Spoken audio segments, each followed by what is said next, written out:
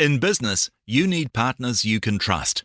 NZI Insurance has been earning that trust by helping Kiwi businesses to grow and succeed for 165 years. If you're not insured with NZI, ask your broker why not. You're listening to the Weekend Sport Podcast with Jason Pine from News Talk ZB. The only place for the big names, the big issues, the big controversies, and the big conversations. It's all on Weekend Sport with Jason Pine on your home of sport. News Talk ZB. Hello, kia ora, good afternoon. Welcome in to the Saturday edition of Weekend Sport on News Talk ZB, October 26. Happy birthday, Ken Rutherford. Happy birthday, former All Blacks, Kieran Reid, Craig Dowd, and Aaron Piney. Today's also the late Andy Hayden's birthday. I'm Jason Pine, show producer Andy McDonald is alongside. We are here until 3. Are we actually quite good at cricket again? Stumps, day 2 in Pune. New Zealand 198 for 5 in their second innings. That's a lead of 301 over India. 5 wickets in hand. 3 days to play on a spin-friendly pitch on which they have to bat last. We won the first test, remember. We have never won a test series in India. Mitchell Santner, 7 for 53. The 8th equal best innings bowling figures in New Zealand test history. The second best ever by a New Zealander in India. Before this, Mitchell Santner had never taken more than 3 wickets in an innings in his previous 60-odd test matches. He'd only ever taken 5 in an innings once before in first-class cricket, let alone test matches. Utterly remarkable. Going to drill down into the cricket after 2 o'clock with Scotty Styris. Tony Brown leads us off today, former All Black, now Springboks assistant coach, widely credited with South Africa's improved attack and more expansive approach this year. Former All Blacks number 8, Murray Mexted after 1. Don't forget there's an All Blacks test match tonight, 10-7. Japan. We've got a full commentary for you here on News Talk ZB. Other matters around today. Rugby League double-header in Christchurch tomorrow. Kiwi Ferns v Gillaroos, then Kiwis against Kangaroos. Joseph Tapani from the Kiwis is with us this afternoon. NPC final in the capital. Wellington Lions, Bay of Plenty. 3:05. We've got a commentary of that game on Gold Sport and iHeartRadio. Our commentary team going to preview it for us. Adam Peacock out of Australia around 1:45. A heap of live sport to keep an eye on. Baseball World Series Game 1, Dodgers, Yankees from around 12:30. Ford Trophy Cricket Round 3 action. Now it's raining in Christchurch, so they haven't got underway there. Canterbury v Northern. They did get underway at the Basin Reserve, but there's a ground delay there, which is odd because I can see the Basin Reserve from here, and it's not raining in Wellington. It has been, but it's not at the moment. Anyway, Central 19 for 1 in the 6th over, having been sent into bat. So the only game that's been unencumbered is the one in Mount Maunganui, where Otago and Auckland are going head-to-head. That's odd. Otago, Auckland and Mount Maunganui. Not quite sure the reason for that. Anyway, Auckland won the toss, elected to bowl first. Otago in the 24th over, 120 for 3. Round 5 of the Women's National Football League and a bunch of NBA games to keep tabs on as well. We extend, though, an open invitation to you to join the show if you would like to. Our number's 0800 80 10 80, 9292 for text messages. Emails into jason@newstalkzb.co.nz. Coming up 10 past midday. Breaking down the Hail Marys and the epic fails. Weekend Sport with Jason Pine, News Talk ZB. Tapped on South African side, and they'll kick it in a touch, and South Africa beat the All Blacks 18-12. One of New Zealand's top rugby coaches is currently behind enemy lines. Former Highlanders, Sunwolves and Japanese assistant coach Tony Brown is now part of South Africa's coaching cohort, and in the Rugby Championship this year helped mastermind a 31-27 win at Ellis Park and an 18-12 victory in Cape Town. So 2 test match wins for South Africa over the All Blacks this year. Tony Brown's back home for a bit before heading north to rejoin the Springboks for their end-of-year tour, which features test matches against Scotland, England and Wales. He joins us now. Tony, thanks for taking the time for a chat on Weekend Sport. Let's take it back. How did the contact and the role with South Africa all come about? Firstly, pleasure to be here. Rassie just gave me a ring during the Cup because he obviously had a couple of coaches leaving just to gauge what I was doing the following year. And I was obviously leaving Japan and needed a job, and lucky enough picked up the South African job. Well, it's a plum job. Did it come out of the blue at all, or was it something that you targeted? It feels like a massive job. So was it a bit out of the blue or not? Yeah, definitely blue. I hadn't heard from Rassie since I played for him in 2008. So to get the phone call from him was a little bit bizarre, but it got me thinking around what I wanted to do next, and staying in international rugby was definitely my main goal, and I could potentially have gone back to Japan, and there was another team that was interested as well. So lucky enough, everything went out and got the opportunity to coach South Africa. So what is your specific brief within the team? I do the attack for the side. And just an assistant coach is basically, and obviously working with the backs predominantly when we do our unit stuff. So something I enjoy doing really is the attack side of the game. I guess when we think about South African teams historically, we don't think about them as particularly expansive teams, very forward-dominated rugby, and it's been successful for them for a long time. Did you feel that coming in, Tony, that there might be some stereotypes to break or not? No, I definitely knew they had a real strong identity around the physicality, around the set piece, and around the kicking game, and obviously defensively the best team in the world. So I knew that was their identity, and going in as a new coach, you don't want to tell the world champions what they need to do different. You sort of just got to work with what they've got and try and make little changes along the way.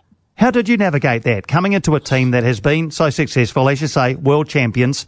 How did you sort of navigate your way through that, being a newcomer into such a successful environment?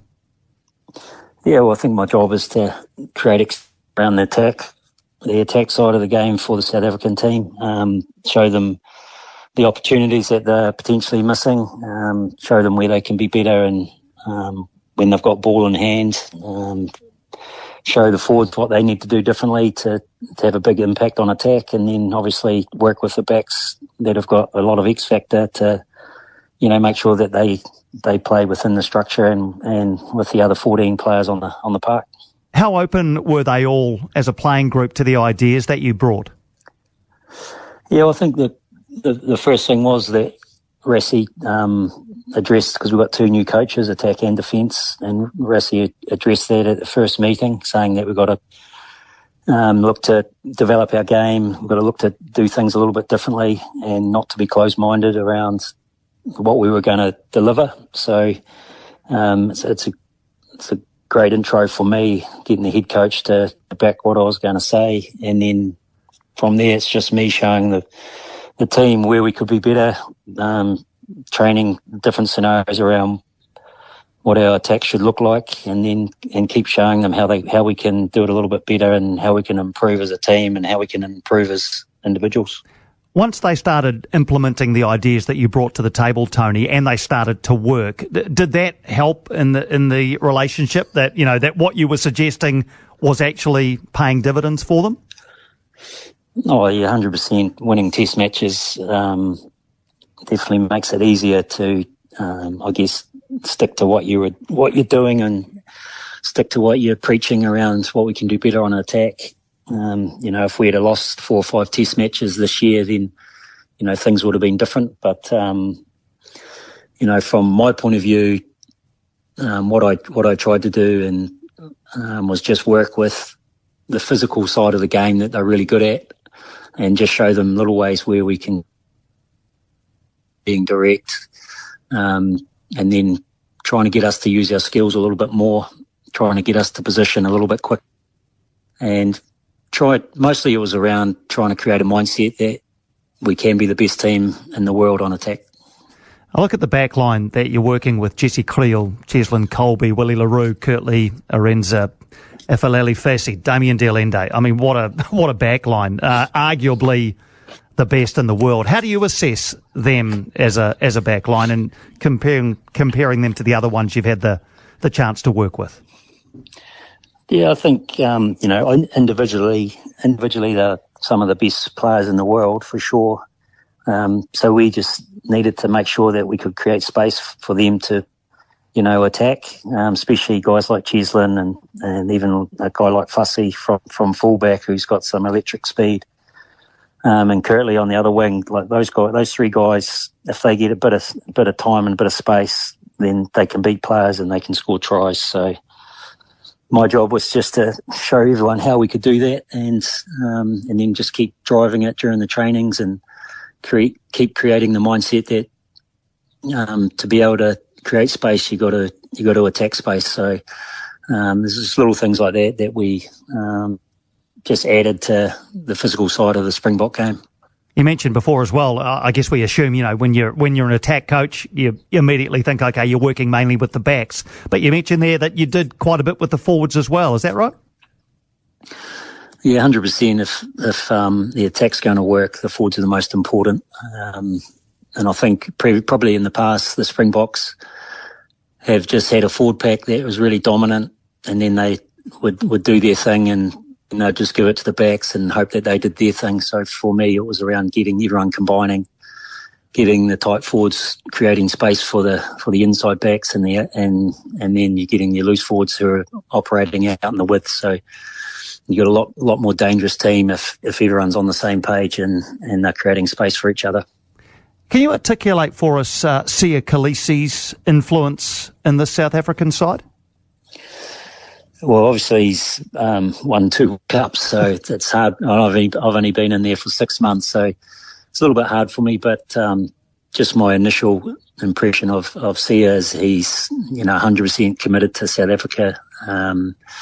He wants the rugby team to represent the country, and definitely represent transformation within South Africa. And, the Springboks are doing an amazing job at that. And he's probably the leader of all of the side of Springbok rugby. And, and he's a selfless guy. He doesn't always play, or he hardly ever plays 80 minutes. Sometimes he's only playing 40. So he just does whatever's required from him for the team, and he sacrifices a lot for the Springboks. How did you find it coaching against the All Blacks? It was definitely different. But it's something that especially the Johannesburg Test match, the All Blacks versus South Africa, it was just amazing to be a part of that Test match. Even though I was coaching against the All Blacks, the reason why I took the South African job was to be coaching on the biggest stage in the biggest Test matches, and for me that was probably the biggest one that I've coached in so far, so pretty amazing. It's just rugby. One day maybe I'll be coaching the All Blacks, but at the moment I'm just fully committed to South Africa. You still harbour that ambition? Always. I played for the All Blacks, obviously from New Zealand, played for New Zealand Māori. So, one day definitely want to be able to coach the All Blacks at some stage. How do you assess where they are after 9 tests of this year under their new coach, Scott Robertson? Yeah, tough for me to give you a proper opinion. I think they're slowly starting to find their way as a coaching team. The players are potentially starting to believe in the coaches a little bit more. And if they can get those two things working really well, then you'll see the players being able to, I believe, and they'll get better quick. And we see the public face of Rassie Erasmus a lot. We make our, we obviously enjoy seeing him in media situations and that sort of thing. What is he like to work alongside? He's very good, 100% honest. He's got the South African players 100% committed to South African rugby and committed to the country. And, especially in professional sport nowadays, it can be easy to be selfish in certain times. But he makes sure that everyone is fully committed and everyone understands that if you're not playing, you're still committed to helping the other players prepare. And, he just wants the players to be 100% honest with him. And he's created this environment where I believe the South African players would literally lie down and die for the team. Must be an incredible environment to be a part of. Is it a deal through to the next World Cup, Tony, or what's the duration of the deal for you? Yeah, for me, it's through to the World Cup. That was something that Rassie was pretty strong on around committing through to the World Cup, because all of his planning's around getting ready for that. Well, it's been a great pleasure to catch up with you. We can only congratulate you on being part of a South African side that has looked tremendous this year, and a lot of chat about how much more expansive they are on attack, and it's great to get your insight into it, Tony. Thanks for taking the time for a chat this afternoon. Thank you. Pleasure. Anytime. Thanks, Tony. Tony Brown there, attack coach, assistant coach of South Africa. 12:22. You've heard from Tony Brown. Keen to get your views on this. On our top coaches, which Tony Brown is, and how we retain them. 0800 80 1080. Going to throw the lines open on this. Look, this isn't new, obviously. We have a lot of great rugby coaches in New Zealand, and they can't all coach the All Blacks. So some of them are going to end up at other places. But for Tony Brown to end up with the world champion Springboks and to make such a huge difference to them, actually improve them, is really, really interesting to me. You remember back in 2019 when All Blacks coach at the time, Sir Steve Hansen, or this Steve Hansen then I think, confirmed that he'd be vacating his role after the Rugby World Cup in 2019. There were three front runners for the role: Scott Robertson, Ian Foster, Jamie Joseph. And you'll remember at the time, New Zealand Rugby wanted convincing that each candidate had their coaching staff sorted as well. I remember Brent Impey, he was the president or chair, I think, of New Zealand Rugby at the time, said, bring us your team. Tell us who you've got. And both Scott Robertson and Jamie Joseph wanted Tony Brown in their group. And Tony Brown went with Jamie Joseph, who then opted to pull out and stay in charge of Japan. Tony Brown actually was still offered a role under Ian Foster, but he turned it down because he said it didn't feel right. He went back to coaching Japan with Jamie Joseph, and he was again in the conversation to coach the All Blacks after Ian Foster left. But Razor got the job, of course, so Tony Brown was kind of in limbo. But look, I don't know if Razor approached him again, but even if he did, he went with his current coaching group, including Leon McDonald, who has left now, of course. A huge part of me believes Tony Brown should be sitting in the All Blacks coaching box, not plotting our downfall. But are we just in a situation where this is a fact of professional sport? As I said before, we've got a lot of good coaches, heaps of them, and they can't all coach the All Blacks. But Tony Brown even admitting in there, or even saying, and I've heard him say that a few times in other interviews and read pieces on him as well, he is very aspirational when it comes to the All Blacks. At some stage, you'd have to think, and he's still quite a young guy, he will be part of an All Blacks coaching group. It just, I don't know if it rankles, but how do you feel when you see, you look at the South African coaching box, and there's Tony Brown plotting our downfall. 0800 80 1080 9292 if you would like to send us a text. 12:25 on Weekend Sport. We're back with your calls after this. There's nothing like your car. Sure, some are fancier, but yours is yours. The seats adjusted just the way you like it. The aircon set perfectly. At Hertz, we can't provide your car, but we can provide a great range, convenient locations and smooth service. Plus 15% off the base rate for AA members. Think of Hertz as your car away from car. Visit hertz.co.nz/AA and book now. T's and C's apply. The biggest names in sport are on Weekend Sport with Jason Pine and GJ Gardner-Holmes. New Zealand's most trusted home builder, News Talk ZB. 12:28 on News Talk ZB, talking the international coaching landscape and how we keep our best ones. But then, there's only so many positions. Tony Brown's influence on South Africa has been significant. Hello, Etienne. Jason, how are you? Good, thank you. Are you South African? Yes, mate, I am. Very proudly. Well, you'll be very pleased to have Tony Brown on your side. Oh, absolutely. Listen, I've been living here in New Zealand for 20 years, and let's give him a go. He's going to be coaching South Africa until the 2027 World Cup in Australia. Yep. And South Africa will win that again. And he was saying that he wants to coach the All Blacks, and he's only getting stronger. So he's performing there, and when hopefully he will get the chance to coach the All Blacks, and he'll make the team stronger. Yeah. Oh, look, I without wanting to crystal ball gaze too much, let's just say, for argument's sake, Etienne, you're right, and it's one possible scenario that South Africa do win the World Cup in 2027, making it, 3 in a row? Yes. I mean, I think New Zealand rugby would. I mean, apart from. Oh no, it happened in 19 as well. No, that's right. Steve Hansen left. They put Foster in. But normally, when you lose a World Cup as an All Blacks coach, you don't get the job again. Sir Graham Henry did, of course, in 07. But that's right. But would it be your gut feel that if South Africa were to win it again in 2027 and Tony Brown has a big part to play in that he would get a knock on his door from New Zealand rugby? Absolutely, 100%. Who do you support so. when the Springboks play the All Blacks? South Africa. Yeah, but you've been here 20. You've been here 20 years. We haven't indoctrinated you yet.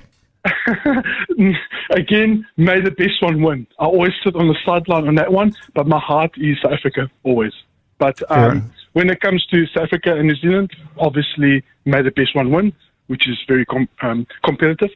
So I'm sure he's getting his name out there. He's getting the word out there that he wants to coach New Zealand. So I'm sure if he gets the knock on his door, he'll take it. And I'm telling you now, New Zealand will get a lot better. Will be better than that.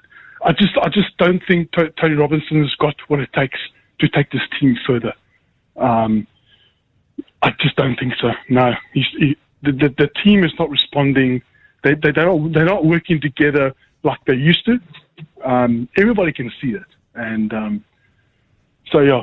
just don't think they've got what it takes. I guess the difference is that Tony Brown is an assistant coach. Yes, he's been a head coach at the Highlanders, but mainly an assistant coach with Jamie Joseph. Here again with South Africa, he's an assistant coach with a specific role of attack, which clearly he's doing very, very well. He would.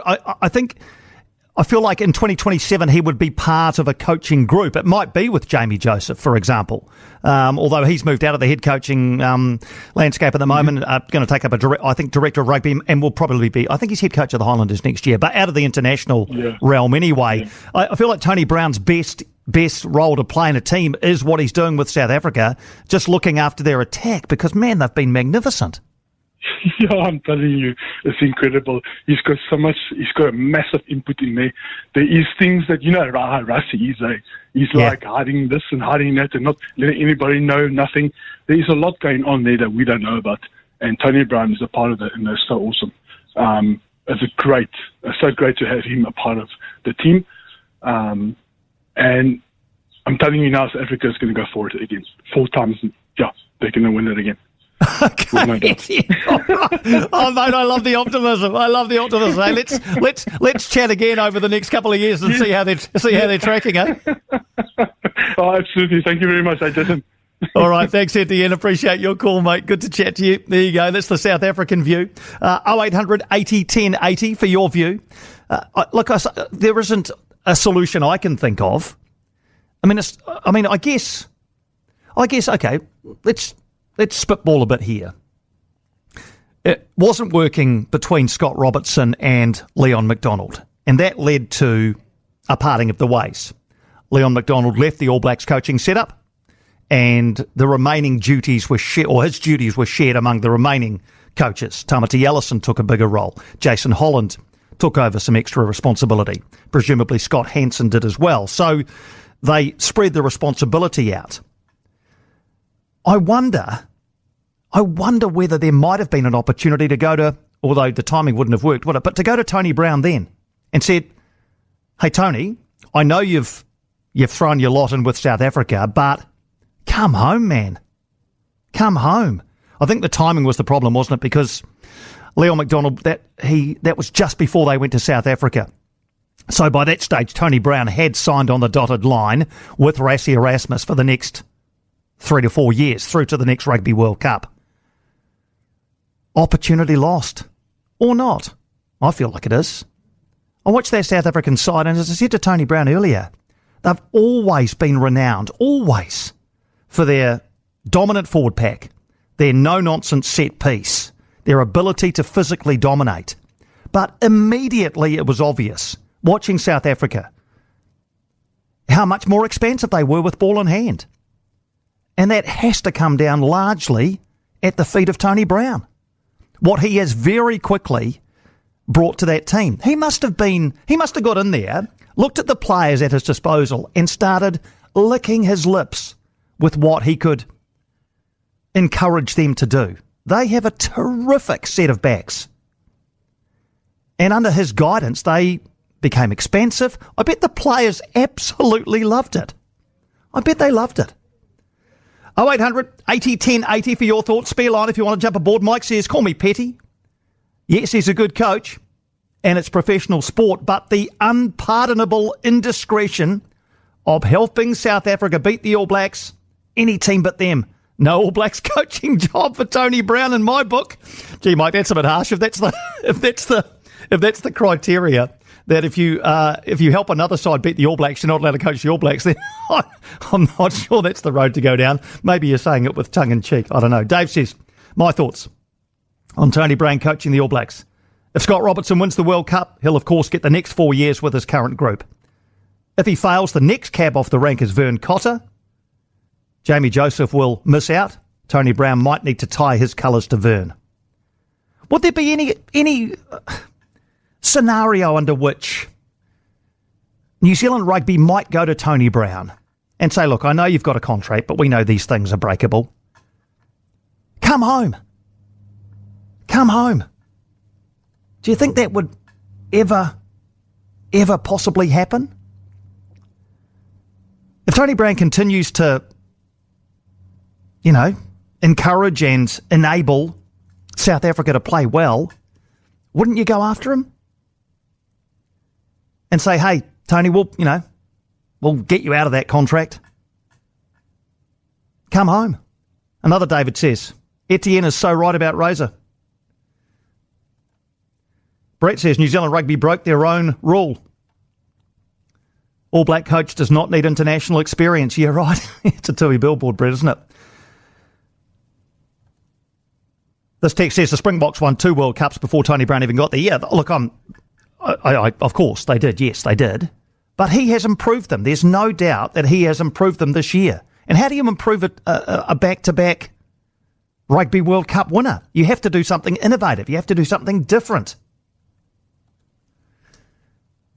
Let's have a yarn. 0800 80 10 80. Lines are open on this. Updating a bit of live sport for you in the meantime. Ford Trophy cricket is going on at the moment. It's raining in Christchurch, Canterbury and Northern. Yet to get underway at Hagley Oval because of the rain down there. They're back on the field at the Basin, where Central are 40 for 1.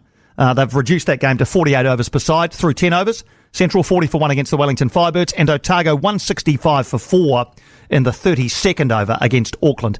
That's after Auckland won the toss and elected to bowl at Bay Oval in Mount Maunganui. 23 away from 1. We're back in a sec on Weekend Sport.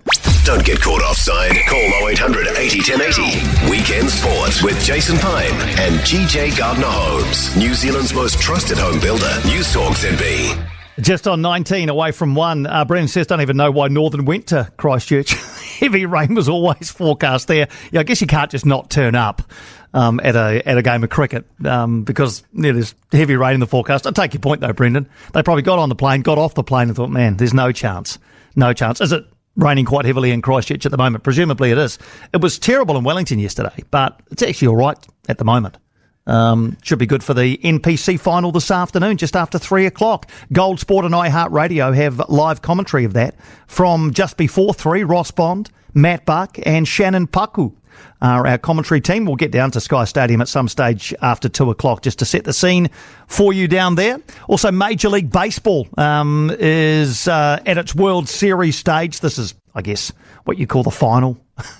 Dodgers-Yankees, Game 1, underway at about 1 o'clock. We'll keep eyes on that for you. And, of course, the All Blacks up against Japan, 10-7 tonight. Again, a commentary right here on News Talk ZB with Elliot Smith and Gregor Paul, the commentary team. Elliot's been with the All Blacks in Tokyo all week, reporting back for us and chatting to various participants, including All Blacks front rower Ofa Tu'ungafasi. Ofa Tu'ungafasi with us. Always a special week when the All Blacks come to Japan. How's the week gone to this point? From a fan perspective, a training perspective, how's things gone?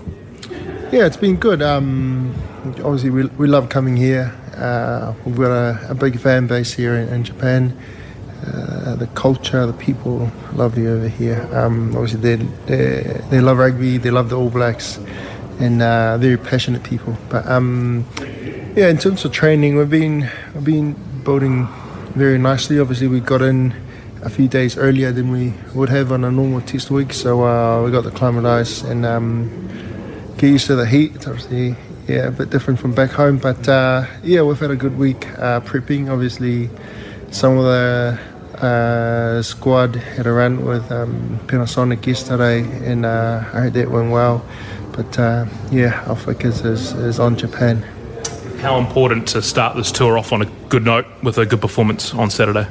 Yeah, it obviously at the beginning of a long tour, and yeah, it'd be great to start off strong and put a line on the sand in terms of our performance, and so we can move forward from there.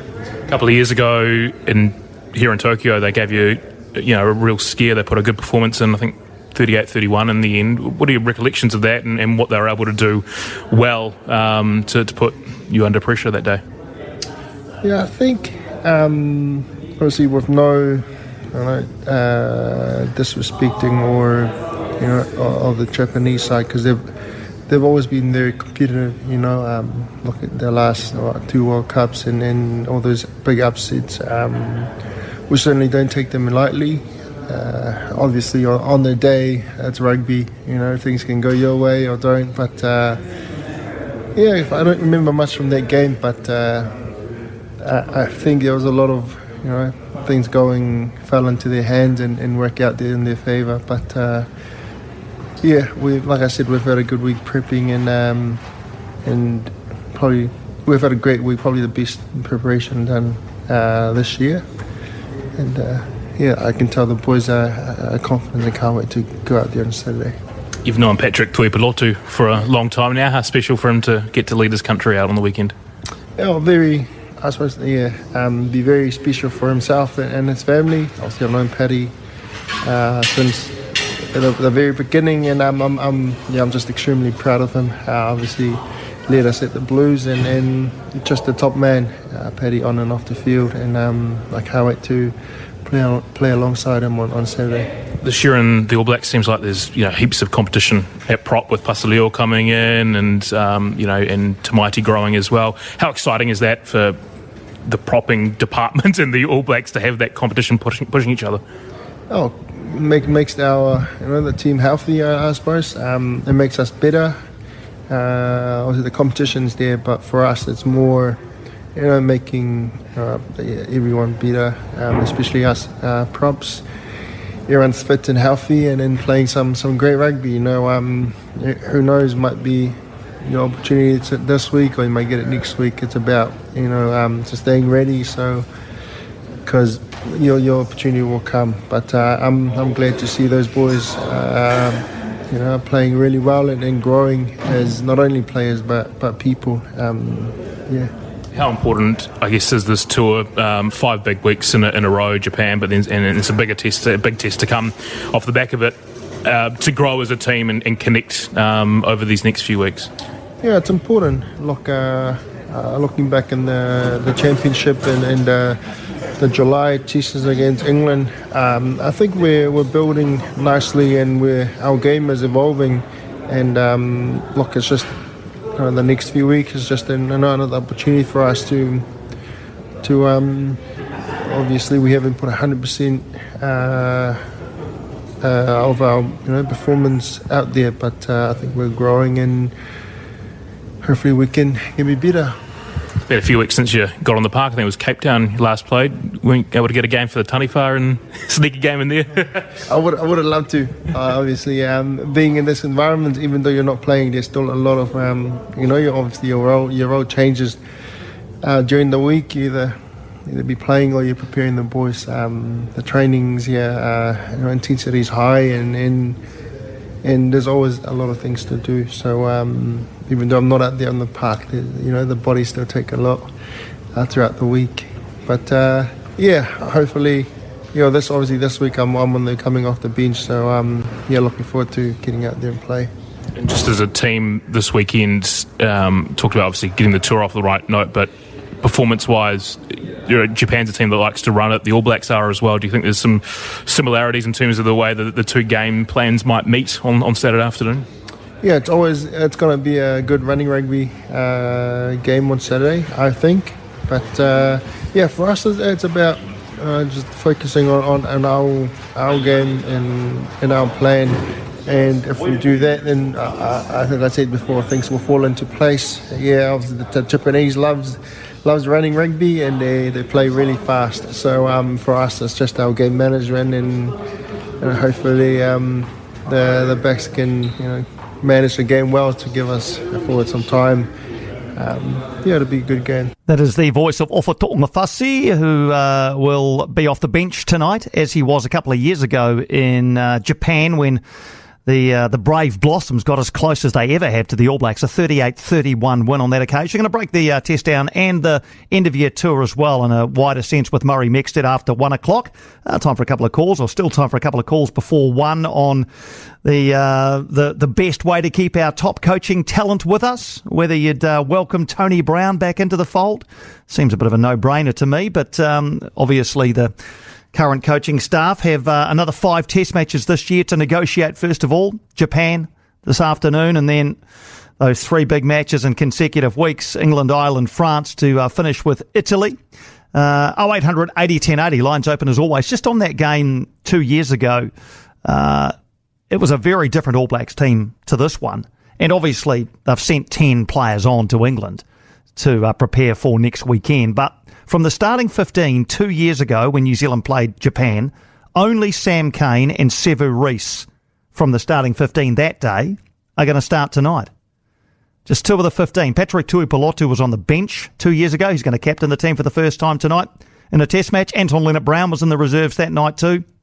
He's starting, and Ofa To'ongafasi and David Havili on the bench 2 years ago, and they are again on the bench tonight. So a very different looking All Blacks team from the one that narrowly beat Japan 38-31 a couple of years ago.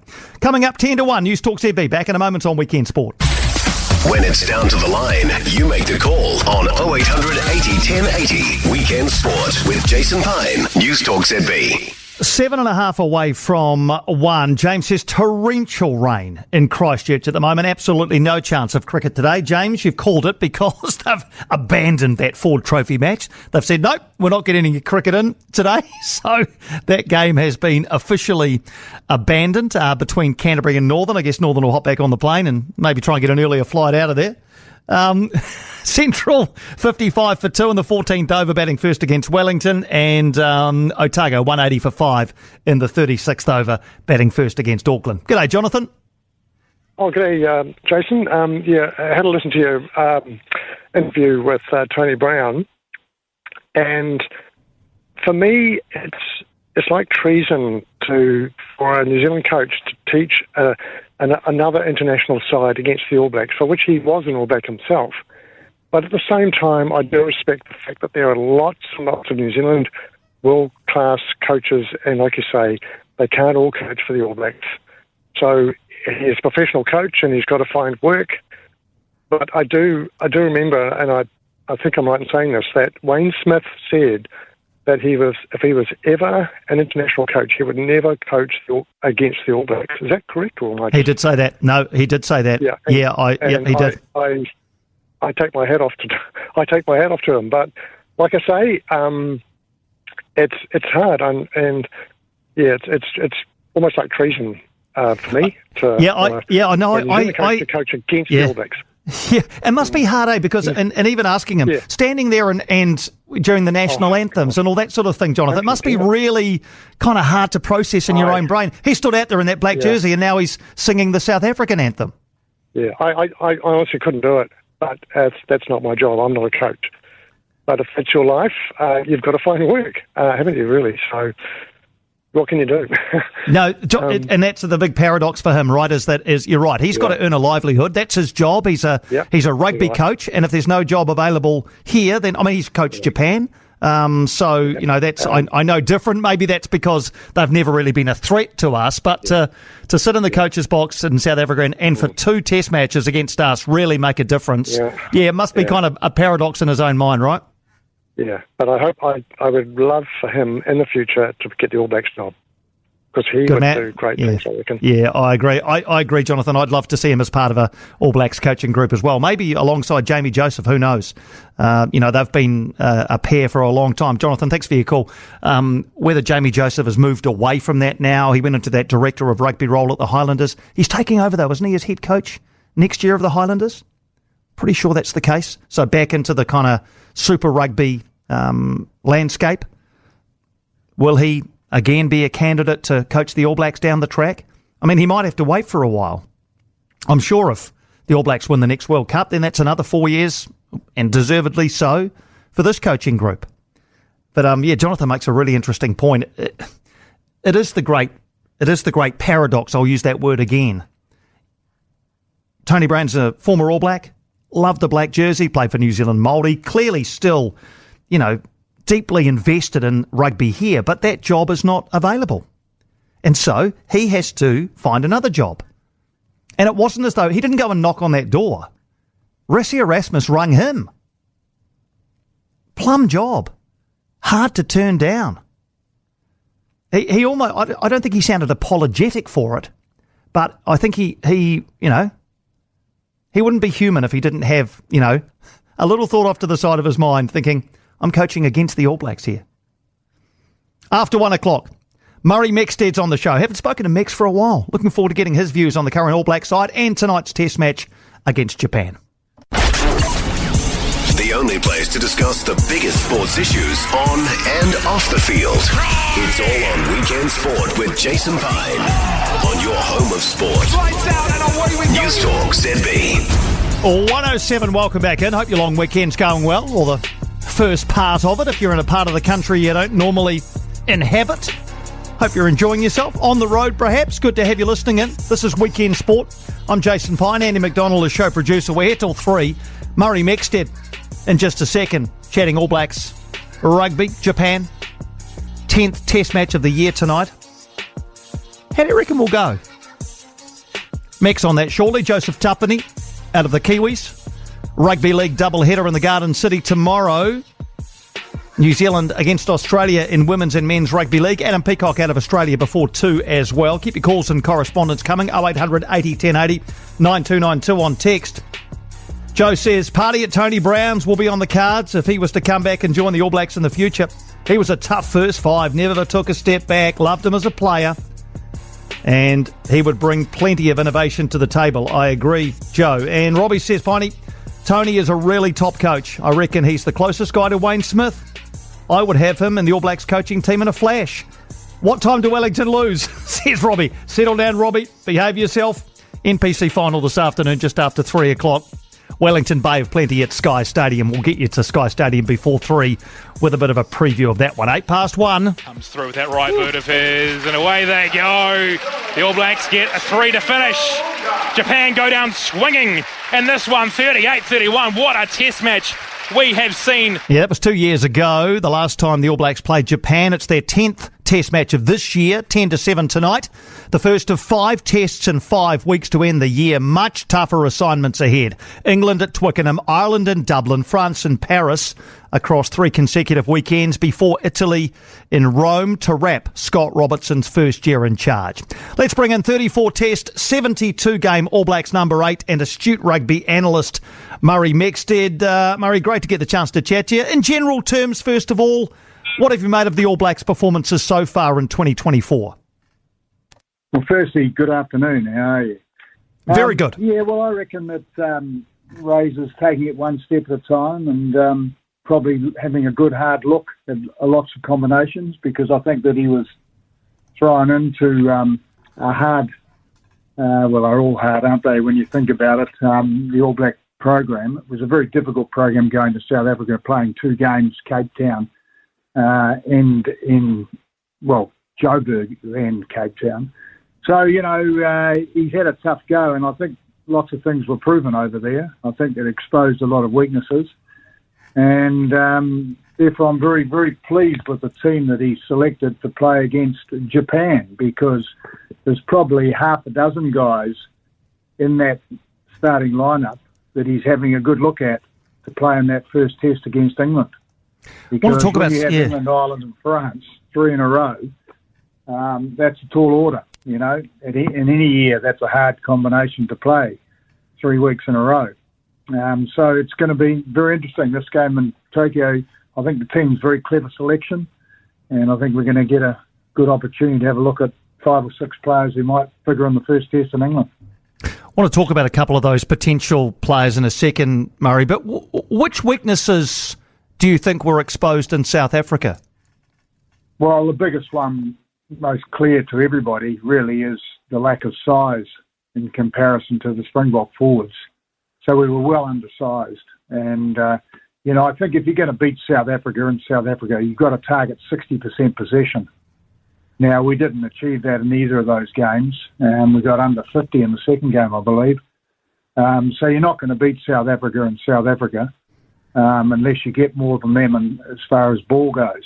And we couldn't do that. We just weren't big enough for the aerial possession battle, which we lost. So let's look at the selection then of this team. Actually, before we do, did you think Razor might be more adventurous with his selections up to this point? Because he's kind of stuck with a very solid core right across the first 9 tests of the year. Did you think he might be more adventurous? No, I don't. I think that I think he's a very good coach, and he's a proven coach, which a lot of people are forgetting. That he came back to New Zealand after playing in France for a long time, coaching over there. He came back to New Zealand. He did the yards big time, you know, with Canterbury B. I think he started with, and then Canterbury, and then his fantastic tenure with the Crusaders. So I think that he's a proven coach. What he's not proven at is perhaps selection at international level, and I also think he's a quick learner. And if you're surrounded by really deep thinkers, then you have to try out a lot of players. The other characteristic, I think, of Razors is loyalty. Once he picks someone, he gives them plenty of opportunity. You know, he really does. He doesn't just look at them for a couple of games and say, no, you're not up to it, I'll try someone else. He just gives them another game and another game, hoping he's going to come through. And that's why he develops such incredible loyalty. And you'll see the difference in the Crusade. And, you know, you've got to have loyalty. Coach has got to have loyalty with the players he selects. If you lose the players on the field, you're gone, you know, because rugby's a true team sport. Everyone's got to want to be pushing in the same direction, literally. So I think that he's proven in that area. His loyalty is unmatched. But I think this is a new ball game now. We're starting again. And that's why I think this team to play Japan is a very, very interesting selection. Do you like the look of Wallace Satiti? I don't. I'm too early for me to comment on him, to be frank. Number one, he's been played at blindside flanker most of the time, and he's a number 8. So, you know, you've got to be able to look at him in both positions. I think his selection will depend on who the other two loose forwards are. And I say that objectively because I think that Artie Severe, you'd have to say, is equally as competent at 7 or 8. And how that evolves over the next few weeks will be very interesting to see. Because, we've got a very successful open-side flanker also on that team who's played 100 games or so, hasn't he, for the All Blacks, Sam Cane. So he's also there probably on his last journey with the All Blacks. And I think, in fact, he's one of the guys, I put a circle around the names of the players playing against Japan. And one of the names I circled was his name. So I think it depends, and this is the way it should be too. You get selected to play big test matches on performance, don't you? So, he needs to perform in England. There's no doubt of that. In Japan, to be picked against England. So there's a lot of options at 7 and 8. Where I think the complication comes with Satiti is we need a really proven aerial possession man in the back three. And if you have Kane and Severe, you've got to have a 6'6" guy somewhere in that back three. Now, this is not new. This dates back to, even back as far as my playing days are concerned. When you play in the Northern Hemisphere, you're going to have 4 guys who are really good at aerial possession. Those 4 guys are all going to be, over 2 metres tall. And if you go in there with guys that are, I'm mixing up inches and centimetres, aren't I? But if you go in there with guys that are 6'1" and 6'2", you're just not going to cut the mustard. You're never going to get 60% possession. And we need to get 60% possession in each of these test matches in the UK if we're going to win those games. So well, the only guy I can think of, sorry, Mix, the only guy I can think of then that fits the bill of a 6'6" loose forward in this team, if you've got Kane, Savia, Satiti, is Samapeni Finau, and he hasn't really shown enough, I don't know what you think, to justify a place in the best loose forward trio. Yeah, and you're absolutely correct. Well done. I think it's pretty clear though, isn't it, after what I just said. But Finau is the only guy that's tall enough to compete.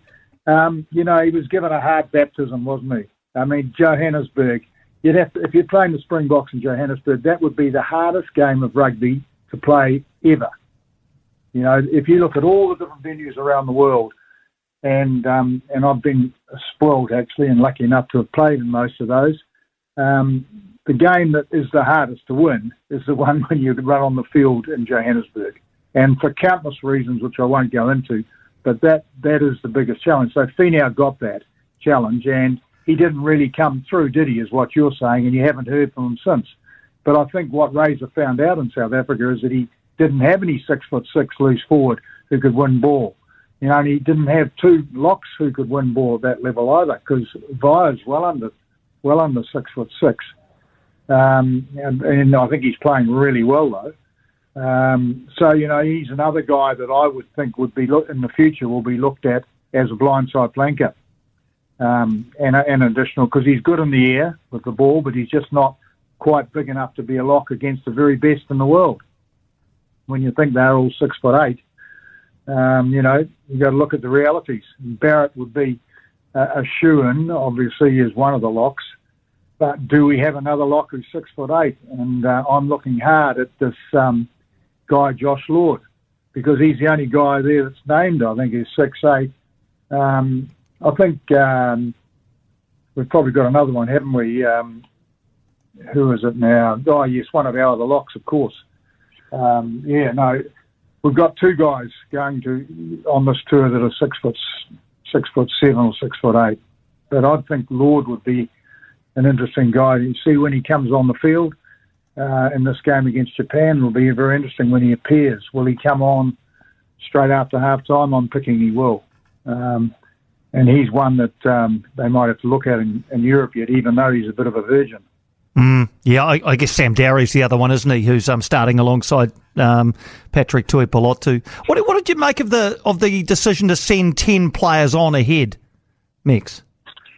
Well, I think this is all part of the plan, isn't it? clearly part of the plan. And when I look at the team that they're playing, you know, it's a really interesting team. We've got a fantastic front row. Our stocks in the front row are really good. And I think Jason Ryan's done a magnificent job. And that's one of the great things, I think, that he was picked, you know, in the last regime and started to develop a front row because we were one step behind internationally, and I now think we're one step ahead. So he's got about 6 or 7 or 8 guys that are good enough to play in the Test series. So I'm really pleased with what's going on there. We've got a real challenge in the second row, haven't we? Because if you've listened to what I've just said, we haven't got too many 6'8" locks around, and the loose forwards, we haven't got a big loose forward that's been proven yet either, and we're not sure about our open side flanker to be. I mean, I was picking Blackadder actually as the next open side flanker after Kane has had his lot, but he's been injured a fair bit, and we haven't seen much of him at open side. We've seen more of him at blind side because of the lack of height. But fortunately, we've got Artie Sabir, and he can double up. He can play 7 or 8 equally as well. Does it actually matter? Does it matter? Yeah. Does it matter? Like in the modern day game, Murray? Does it matter which number is on the back of a player in the loose forward trio? I know it goes against what you said about having a tall guy, but for example, Artie Sabir is going to play the same way if he's got 7 on his back or 8 on his back, isn't he? It's a very contentious question you're asking, because you've got to look at the core role. What is the core role of the 6, the 7, and the 8? And if you ask most people, they've never thought about it. They may know, but they've never thought about it. Now, the core role of an open side flanker is to retain and regain possession. That is the core role. So, in other words, you're on the open side of the scrum. Doesn't matter who wins the ball, and often in the centre of the field, also at kickoff.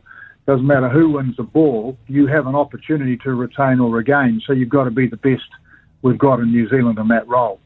And then who's the second closest? Who has the second amount of opportunity is the number 8. So you're quite right.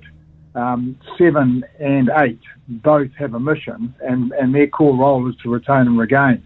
You've got to add a couple of other attributes too to the number 8, and ideally one of them would be, that you'd be 6'5" or so as well. Like Kieran Reid was an ideal number 8 actually, because he supported the blindside flanker line out, aerial possession, general kicks and dropouts, etc. Cutting to the chase, you've got to have 2 really, in my view. If you're going to England, you're going to play England, Ireland, and France. You've actually got to have 2 loose forwards who are really good in the air, and one of them would have to be good enough to hunt and gather. So, hunting and gathering is really important for the 7 and the 8. The number 6 is a totally different position. It's a blindside flanker. It has least opportunity to get in the action from set play. He's often the guy either jumping or lifting in the line out. Less opportunity. So when he does get an opportunity, he's got to make an impact. So you need a really, very, hard, abrasive, aggressive blindside flanker that you see when he gets a chance. He hasn't got as much opportunity as the 7 and the 8. So I hope that has simplified it for you. No, it has. It has. I look at the guys who have worn 6 this year for the All Blacks. Summer Penny Finau for the first 2 tests against England. Then Jacobson against Fiji, Blackadder for 3 test matches, the 2 against Argentina and then South Africa, then Satiti in the time since, and now we're back to Finau. So of all of them, Max, who fits the bill best? Is it Satiti? Is he? Because he's physically abrasive, as you've outlined. Is he the man? Okay. No, he's not. Okay. No, I mean, if you had a Kieran Reid playing at number 8, you could say, okay, yeah, you could play Satiti at 6. But you haven't got a Kieran Reid at number 8. You've got the best number 8 in the world, probably, who's, not necessarily a line-out forward. Well, he's not a line-out forward. You compete against South Africa and England and France and Ireland. So you've got to have a big blindside flanker. And so the only one in that team at the moment is Finau, which is why I would be looking at Vai as an option at blindside flanker. Does that answer your question? It does, yeah, but didn't we try this with Scott Barrett? We moved him out of the second row to blindside. Didn't really work. Well, I don't know. Did it or did it not really work? My mind is it did work, you see. I reckon that Barrett also could play 6, but we haven't got 2 other 6'8" bloody locks, have we? So you've got to look at the realities. We're short of tall, ball-winning forwards, second row and back row, third row. So, that's my view. You can argue and dispute that, but what you can't dispute is that you've got to get your share of possession, and to beat the big teams away from home, you've got to get more than your share of possession. I don't think anybody, doesn't matter how smart they are, can dispute that. I'm not disputing it at all. I'm not disputing that. No, absolutely not. I wasn't pointing to you, mate. Although I was probably, because you asked me the question, which meant that you weren't decided either. But it's something that's been neglected, and it's something that's been forgotten about. But it's very, very obvious.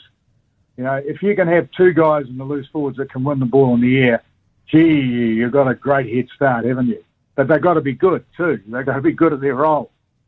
So Satiti fits in the same category really as Severe. They're in that same, and Kane to a lesser extent, because I think Kane is an out-and-out open side, nothing else. So, Severe and Satiti, I think, are in the same category. Same size, not big enough to compete in the air for aerial possession against guys who are 6'6" to 6'8".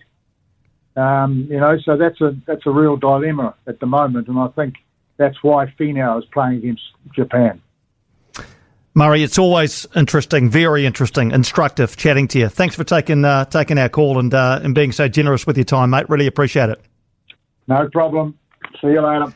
See you later, Murray. Murray Mexted with, as always, interesting views on the state of rugby. You might have a reaction to what you heard there from Murray. 0800 80 1080. The loose forward trio. Look, I've said it a couple of times. I'm not sure they know who the next 7 is. Can you, with any degree of confidence, tell me who will wear the 7 jersey beyond this year when Sam Cane is no longer an option? Because I think Sam Cane may well play against England next week, even though he's playing today against Japan, and they've sent on these players to, the 10 players they've sent on are almost certainly going to play next week. I don't think they've sent on anybody who's a number 7. Artie Savier's gone on, but he'll probably play at number 8. So who is our long-term number 7? Maybe we don't need to know yet. Maybe we, the whole, planning for the future type thing and getting somebody locked in for the next World Cup and all that sort of thing can wait. I don't know. Maybe Peter Larkai's your man. He's coming off the bench for a test debut tonight, so it's probably putting a little bit of high expectation on Peter Larkai. But, yeah, so maybe we don't need to know. I think Sam Cane will probably start at open side next week. And what's happened to Dalton Papali'i? I know he got injured, but he's not in the 23 for today. I don't think he's been sent on. So I guess is he just waiting? Is he just in Japan? I presume he is. Hey, John. Hey, bud, how you doing? Great, John, great. That's the story. Hey, just a couple of quick things. I think Murray's on the money there, actually, and I was just reflecting that I don't really think we've had a blindside since Jerome Kino in that mould, and he was an outstanding player in that sort of, hard-running, defensive sort of guy. And we do lack a bit of that tall timber, particularly against the South Africans. We have guys of a lot sort of similar size, and that's my thought on it. And just one other quick comment. You were talking about Tony Brown. I actually think you have to look at the coaching record, and I've thought of this before, that even with Jamie Joseph, going back to the Highlanders, his coaching record is only like early 50%, and Tony Brown's is late 40s. They're not really the coaching records we should probably be worried about, I don't think. There's a lot said about Tony Brown, but surely it's about producing the results. Yeah, and I think what him going to South Africa has proven, though, John, is that when he gets the cattle to work with, he can be a real influence. And I'm not suggesting Tony Brown should be the head coach of the All Blacks. I'm not suggesting that. But no. I think he has a lot to offer in the attack space. You talk about, as well, just back to your first point about Jerome Kainoa. I think we were getting there with Shannon Frizzell last year, or I think we were getting there, but then all of a sudden he's off overseas. So, which was a shame, really. Yeah, and the ability, I think back to that final last year, Barrett, I thought, played pretty well in that situation. And he's another one who could potentially fill in that blindside role rather than being a lock.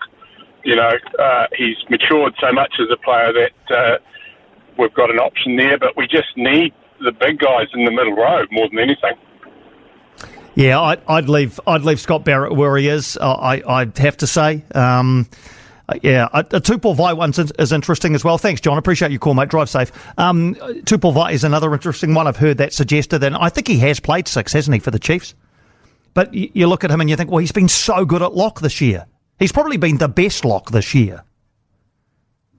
But because at the start of the year, you think, okay, well, our locks are going to be Scott Barrett and Patrick Tuipulotu with Whitelock and Retallick going, and Tupou Vai is probably going to be the bloke who comes off the bench most of the time. Now I actually reckon he's ahead of Patrick Tuipulotu. He clearly is, because he's been sent on. I know Paddy Toops has had an injury and all that, but Tupou Vai and Scott Barrett will start next week against England. That's clear. So I'd kind of be leaving Tupou Vai where he is.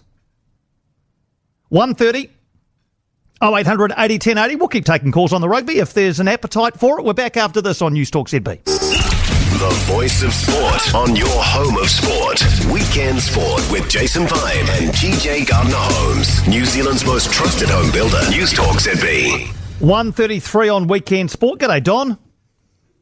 Yeah, g'day. I'm Don, and just wondering, I can't figure out why they don't even give Hoskins Sotutu a run or two, but there seems to be some maybe coach and him don't get along. What do you think is going on?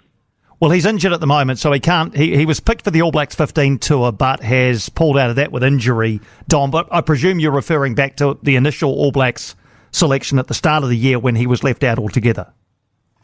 Yeah, and something like he didn't train, didn't come to work on time, a couple of things like that. I don't know what's going on, but anyway, I don't think there was ever any suggestion of that. I think probably like anything, Don. One coach's rusted on starter is another coach's fringe player, and I just think they went for Wallace Satiti. I don't know whether it was a straight choice between Sotutu and Satiti. But you have to say that Wallace Satiti's made a really good fist of his time in the All Blacks. So, I don't know what's going to happen with Hoskins. No, I don't see them as. I wanted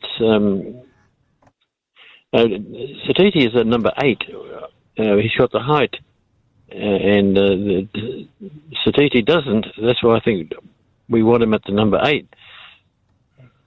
Sorry. So you, I think we're getting our names mixed up here. So you would prefer Hoskins Sotutu at number 8?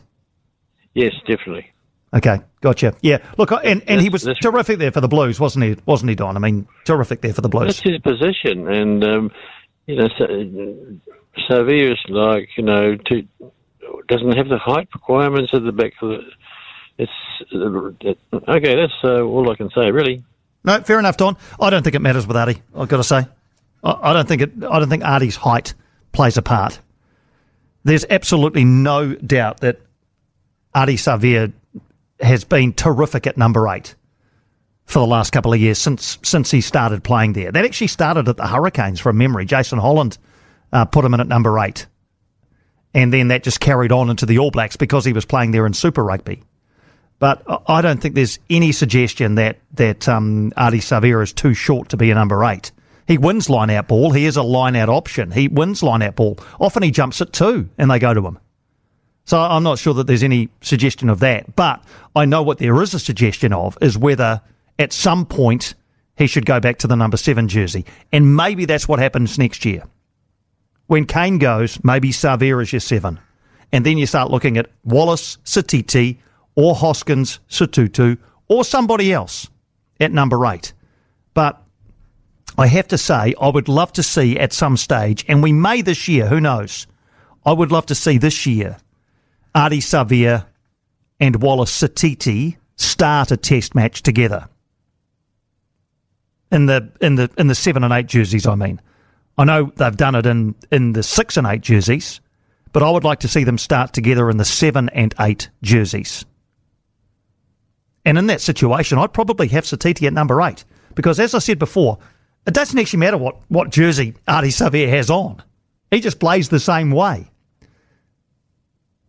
If he comes off the back of the scrum with the ball, or if he's off the side of the scrum in an attacking or a defensive situation, utterly effective.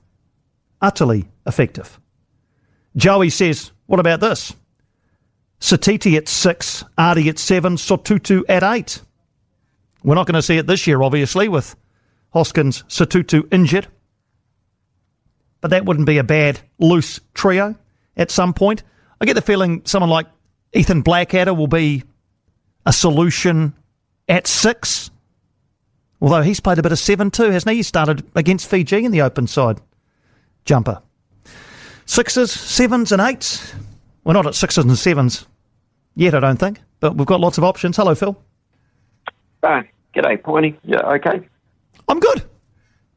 Excellent. I listened to interview with Murray Mexted, and I was quite enthralled. I found it really interesting, really good. I don't know, I don't have the knowledge in depth of a lot of your callers and yourself with the specifics of the players and the roles and that, but I thought he was on the money, because it's something that I've kind of thought about over the last few years watching, because I've growing up loving the All Blacks and watching the All Blacks from day one sort of thing. And over the last few years, I have actually wondered in my mind that are we lacking the height, that we need when we come up against the big teams now, like he was saying, like your England and your France and your Irish.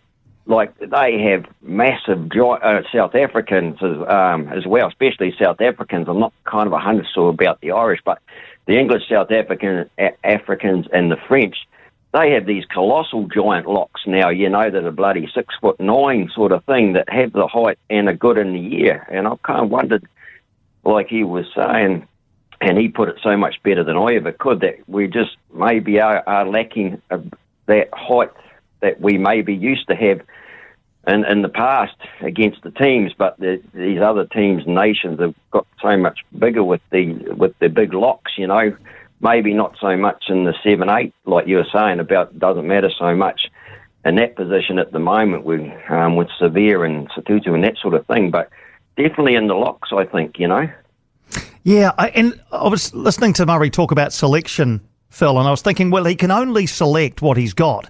And, it seems to me as though, I don't know, this is probably not true, but it seems as though there's just an endless supply of 6'8", 6'9", massive men in South Africa, and we just don't have that here. We just don't, whether they're eating bigger steaks than us, I don't know, but it seems as though if one drops out, there's another one ready to take his place. Where over here, we just don't have that.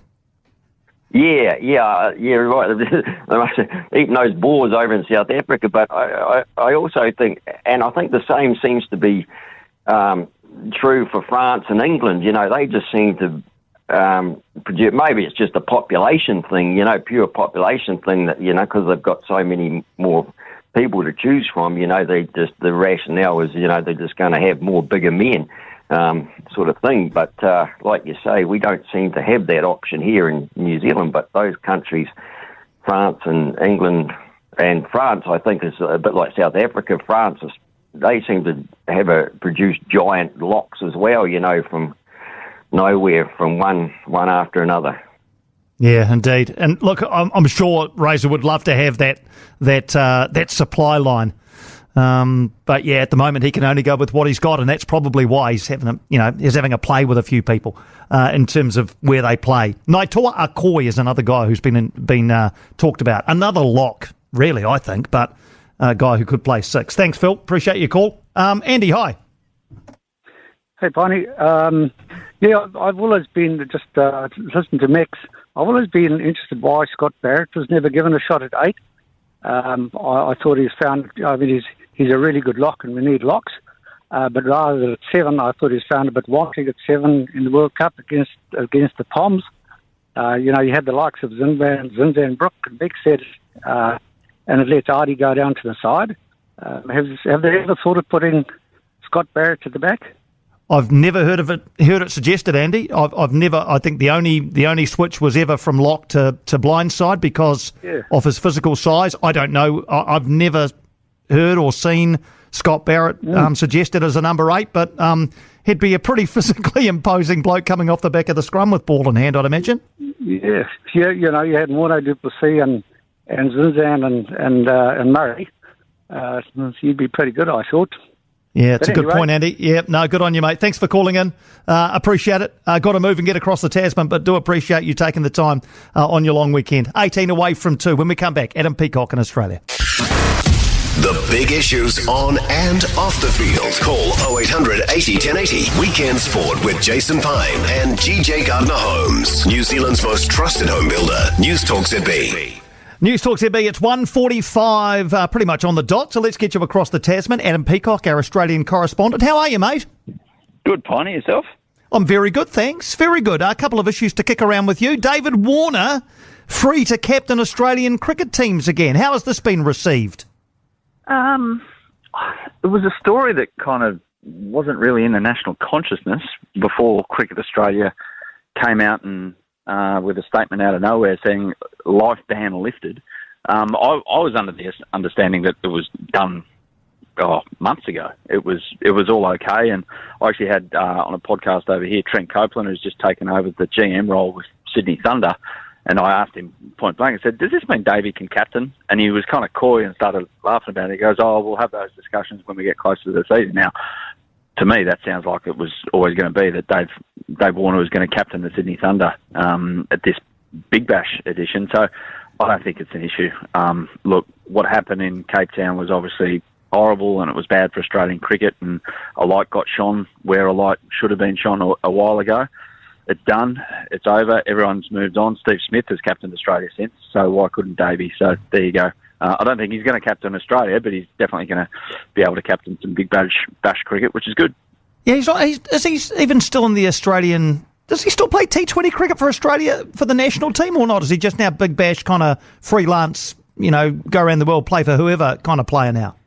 Yeah, I think he's available for T20 cricket for the national team, and he's probably going to be chosen if the team was picked tomorrow, for instance. They're playing Pakistan in a T20 series soon. I can't remember if he was selected, and so much happens in cricket. But put it this way, the kind of cycle's a bit dormant at the moment because there's not a World Cup on the horizon. We've just had one of those. But if he's still going good in franchise cricket, there's no reason why he wouldn't be in consideration, I think, for a T20 World Cup. But beyond that, no, 50 over World Cup, he threw something flippant out this week about, if they can't decide on a test opener, I'm still available. That's not going to happen. I think he was, having a bit of fun with that one. But, he's still around Australian cricket, and he's going to commentate a lot this summer as well. So it'd be interesting to hear his observations on the game. Absolutely. Hey, did you catch this Western Australian collapse against Tasmania at the Wacker? Did they lose 8 wickets for 1 run, and that 1 run was a wide? I think it was 9 for 1, if I'm not mistaken. Yeah, Crazy. So it was like 6 ducks in a row, and I watched it, and it was horrible. It was a mix between great bowling and some brainless batting. So, that is so un-W. They have been the benchmark for Australian domestic cricket over the last 3 years. They basically won everything, and if they don't win a trophy, they're in the final. So, how this has come about, I do not know, because they've produced the glut of Australian debutants in the last 5-10 years as far as the men's side of things goes. So this is very much an outlier. It was against Tassie. So Tassie beat him in WA won the Shield last year, the Shield final against Tasmania in the West. And a couple of months later, they come out and do that in a one-day game. It was pretty funny. Absolutely crazy stuff. All right, a couple of other matters. There's rugby league double-header in Christchurch tomorrow, our men and women against the Australian men and women. Has this got any cut-through on your side of the Tasman? Not a heap. Like, it's still got some attention, but it hasn't really... It's not the forefront of rugby league stories this week. There's more stories about player movement within the NRL, and this goes to show where the priorities are again for international rugby league. It is not the priority. It's still something good, and don't get me wrong, I mean, the game against Tonga last week still rated, I think, 1.5 million overall. When you sum them all up around the country, we're watching the game at some point. So they're pretty good ratings. They're not to be sniffed at, but it's not front page, back page, put it that way, far from it. What's it like over there? It's a little bit the same. It's a kind of a funny time for it as well. You know, the NRL season obviously captures a lot of attention, and then there's been, you know, a bit of a break, and people sort of forget about rugby league, and, you know, we're thinking about cricket and other bits and pieces now. But yeah, but look, I think the games plural tomorrow in Christchurch are sold out, so that's a good sign. And yeah, I think, you know, tomorrow we'll feature it on the radio and look forward to it. But yeah, it's not. Like it's not absolutely front page, back page news, a bit like your side of the Tas, but maybe a little bit more over here because we're hosting. Yeah, and this is the time of year where everyone kind of branches off, and you know we pay a lot of attention to footy codes in the winter. But as you say, cricket, A-League football, if you're into that, which I mean you definitely are. Horse racing, big Cox Plate here today. Down in Melbourne, motor racing, Bathurst was on a couple of weeks ago. So yeah, it's when you go and tap into your other interests as well this time of year, so it's hard to kind of pay attention to the thing that has got a lot of focus over 6 months. Indeed. Just before we go, mention A-League there. We spoke last week, I was at the Auckland FC, the very first game for Auckland FC, a really good occasion. You were at the Sydney Derby last Saturday night. How was that? Yeah, likewise. It was great occasion. Good atmosphere, open game.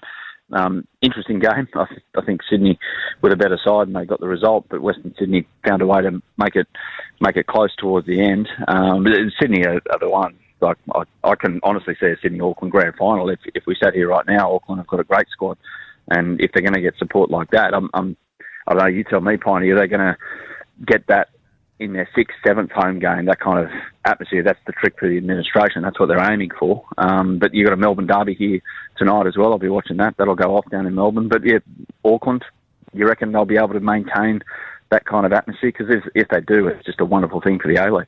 I think they will. Yeah, I actually do think that they will. Obviously, Sydney are there tomorrow, so it's Auckland FC, Sydney FC tomorrow, the Corica Derby, as they're calling it. You know, I've heard very, very positive messaging around ticket sales for tomorrow. It's a long weekend here in New Zealand, so a few people have left Auckland and gone to, you know, far-flung places to their holiday batches and things like that. But no, I'm hearing good things, and yeah, man, if they can recapture it across a 12 or 13 game home season, then no reason why they can't continue the momentum. And that's the thing about A-League football. If you turn on the television, and with all due respect to some other clubs, and you turn it on and all you can see is empty seats because that's the side the sun's on and it's too hot to sit in it, and the atmosphere doesn't really sing through the television, immediately you're put on the back foot, subconsciously, consciously, all of that. But you turn it on and the thing's jumping, immediately you think, oh, this football's all right, no matter what's going on on the rectangle with the 11 players against 11 players, that you're fed... Your senses are fed by what's happening with the crowd. So hopefully Auckland can provide. I'm pumped about watching an Auckland-Wellington derby. Have they got the name of it? Kiwi Classico or something like that? No, that's a terrible name, isn't it? That's an awful... Yeah. I can tell you right now, we won't be using that in television commentary. We'll think of something much better than that. Hey, better fly, Adam. Always good to chat to you, mate. Let's do it again next Saturday. Sounds good. Thanks, Bonnie. Take it easy, mate. Bye-bye. That's Adam Peacock. 7 to 2, News Talk ZB. News Talk ZB and Weekend Sport. What are we? Coming up 4 away from 2 after 2 o'clock. Scott Styris going to join us. We could win a test series in India for the first time ever. First time ever. And we got there through the bowling of Mitchell Santner. Incredible sentence to say. But keen to chat to Scott Styris about that and look at prospects for day 3 a bit later on. And prospects for the Bunnings MPC final. Wellington Bay of Plenty. We'll do that as well after 2. The only place for the big names, the big issues, The big controversies and the big conversations. It's all on Weekend Sport with Jason Pine on your home of sport. News Talk ZB. 2:07. We're an hour away, or just under an hour away from kickoff in the Bunnings NPC final for 2024. Wellington against Bay of Plenty, Sky Stadium in the capital. We'll get you there before 3 o'clock with our commentary team from Gold Sport and iHeartRadio. Ross Bond, Shannon Paku and Matt Buck. It's just started to rain. Well, it hasn't just started. It started a little while ago. They're trying to get a game of cricket in at the Basin. They're off the field for that. Won't affect the rugby, of course. But it will be a bit inclement at Sky Stadium when that game gets underway. Speaking of cricket, we're going to win a test series in India, aren't we? This is mad. Absolutely crazy. That off the back of a very, very mediocre showing in Sri Lanka, that we should go to India, of all places, one of the hardest places to win test matches, win the first one and be in a terrifically strong position after 2 days of the second test. Scott Styris on that in just a second. Your calls and correspondence welcome. In fact, I'd quite like to chat the cricket with you. I watched that yesterday with a growing sense of bewilderment, really. Mitchell Santner was running through India. Just crazy stuff. Crazy in a good way, though. Crazy in a very good way. 0800 80 10 80 as always is our number 9292 for a text message. But as we approach 2:08, as we always do, time to keep you up to date with the stuff that might have escaped your attention over the last little while, the things that perhaps you've missed. We call it In Case You Missed It. It happens at around this time every Saturday and Sunday afternoon on Weekend Sport, starting with American sport and the LA Rams handing the Minnesota Vikings just their second defeat of the NFL season. Piney, look out, safety. Aaron Young takes him down to the end zone. Rams seal it. Add 2 and it's 30-20. And my son will be very pleased about that, being a Minnesota Vikings fan, that we've featured that on the In Case You Missed It segment today. Pakistan have taken command of their third cricket test against England thanks to a classy century from Saud Shakil. Unruly kind of a pitch. Well, he gets a single. He'll raise his back to the gallery.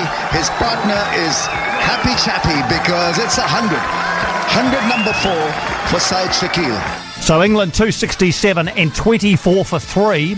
Pakistan 344. England 53 behind with 7 second innings wickets in hand. Now to an intriguing match in Australian domestic one-day cricket. We spoke about this with Adam Peacock before too.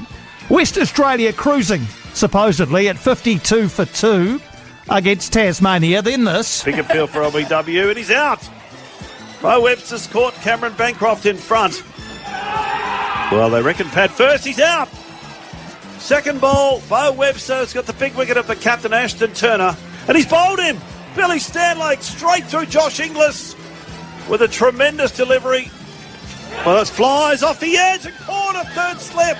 Another nick, and this time he does catch it. Brilliant catch from Owen, diving to his left. So that was 5 wickets lost without advancing the score at all.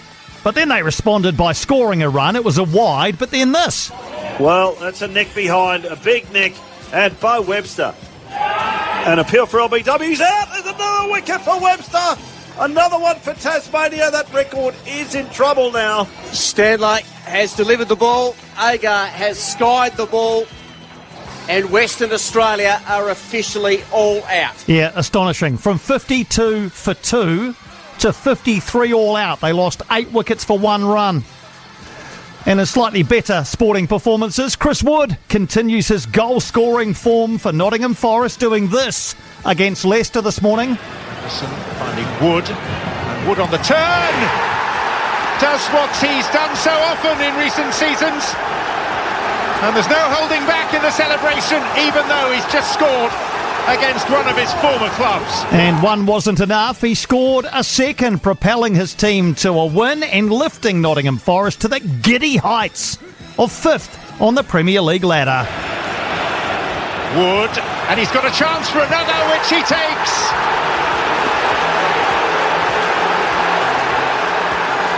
Utter delight for the former Leicester striker. When it's down to the line, you make the call on 0800 80 1080. Weekend Sport with Jason Pine, News Talk ZB. Just on 11 past 2, going to talk Test cricket in just a moment. Updating you on cricket domestically. Off the field at the Basin Reserve, Central are 93 for 2 in the 23rd over. That's down to 48 overs a side. I would say there's a high possibility they're not getting back on at the Basin Reserve. Looking out the window in that direction from our studios in downtown Wellington, so that may well be abandoned. Earlier, Canterbury Northern abandoned in Christchurch without a ball being bowled, but a full 50 overs possible in Mount Maunganui, where Otago batting first, having been sent in to bat, have racked up 283 for 9. 283 for 9 against Auckland. So Auckland shortly will head out in the chase for 284 to win that one. 12 past 2, the Black Caps on the verge of a first ever Test series win in India, dominating the opening 2 days of the second Test in Pune.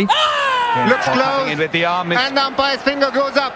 Umpire Paul Rifle has had a good day as well, and so has the man on your screen, Mitchell Santner. The second best figures by a New Zealander in India, Mitchell Santner, 7 for 53. What a spell of bowling it's been. Well, for the first time, Mitchell Santner's going to get to hold that ball up, and he will hold it up very, very proudly indeed. So match scores, New Zealand 259 and 198 for 5. India all out 156. Mitchell Santner 7 for 53. His best Test figures by a long way. The second best figures ever by a New Zealander in India. The equal 8th best innings bowling figures by any New Zealand bowler in our Test cricket history. That has the Black Caps ahead by 301 with 5 second innings wickets in hand and 3 days still to play. Let's just put this in context for you. We've been touring India since 1955. What's that, nearly 70 years. This is the 13th time New Zealand have played a Test series in India.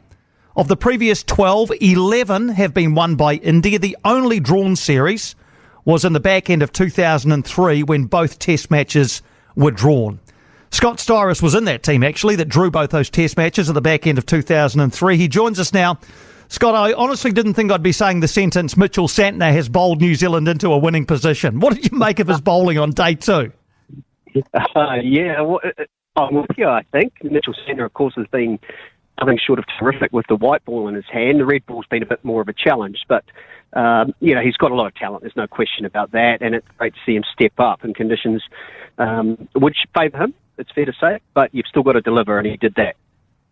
Well, I think you're right. The conditions do favour him, but Ajaz Patel at the same time didn't get any wickets in the first innings. So you've got to put it down to Mitchell Santner doing something that he hasn't really done at Test level, and that's just bowled terrifically well, don't you? Yeah, I think what we saw is height. Height's an advantage. He's a tall man. He's got a nice high action, very similar to a Daniel Vettori. So he was the one that extracted a lot more bounce out of the surface, and that's what caused the batsman problems. It wasn't so much the variable bounce, but when you couple that with the ability to stand the ball up, almost tennis ball-like, I thought Mitchell Santner then, just every over, you could almost see that the approach from the batsman, the Indian batsman, was different to Santner to the others because of the fact Phillips and Ajaz Patel are a lot shorter and they don't get that same climb. So in that regard then, Scott, is it likely he'll be the most important bowler for New Zealand in the second innings as well? Or with the pitch wearing, is it likely to bring the likes of Patel, Phillips, maybe even Ravindra into play? I think it will be still all about Santner just because of that bounce.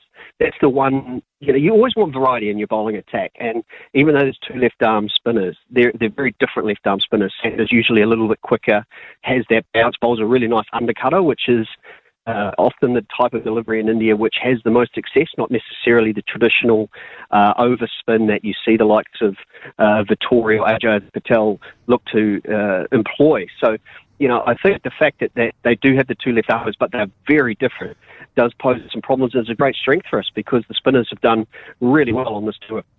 Absolutely. So then New Zealand went out to bat with a first innings lead of just over 100. They were really positive to start. How important was Tom Latham's 86 in the second innings yesterday? Oh, I loved every minute of it, and the reason for that is because it was a little old school batting, wasn't it? I mean, I think we saw two teams of batsmen who, on that surface where they couldn't necessarily trust the bounce, didn't know how much it was going to turn, they didn't really back their defensive screen, their defensive technique, and therefore they were quite aggressive, and they didn't have a lot of patience. Well, Tom Latham doesn't play a lot of T20 cricket.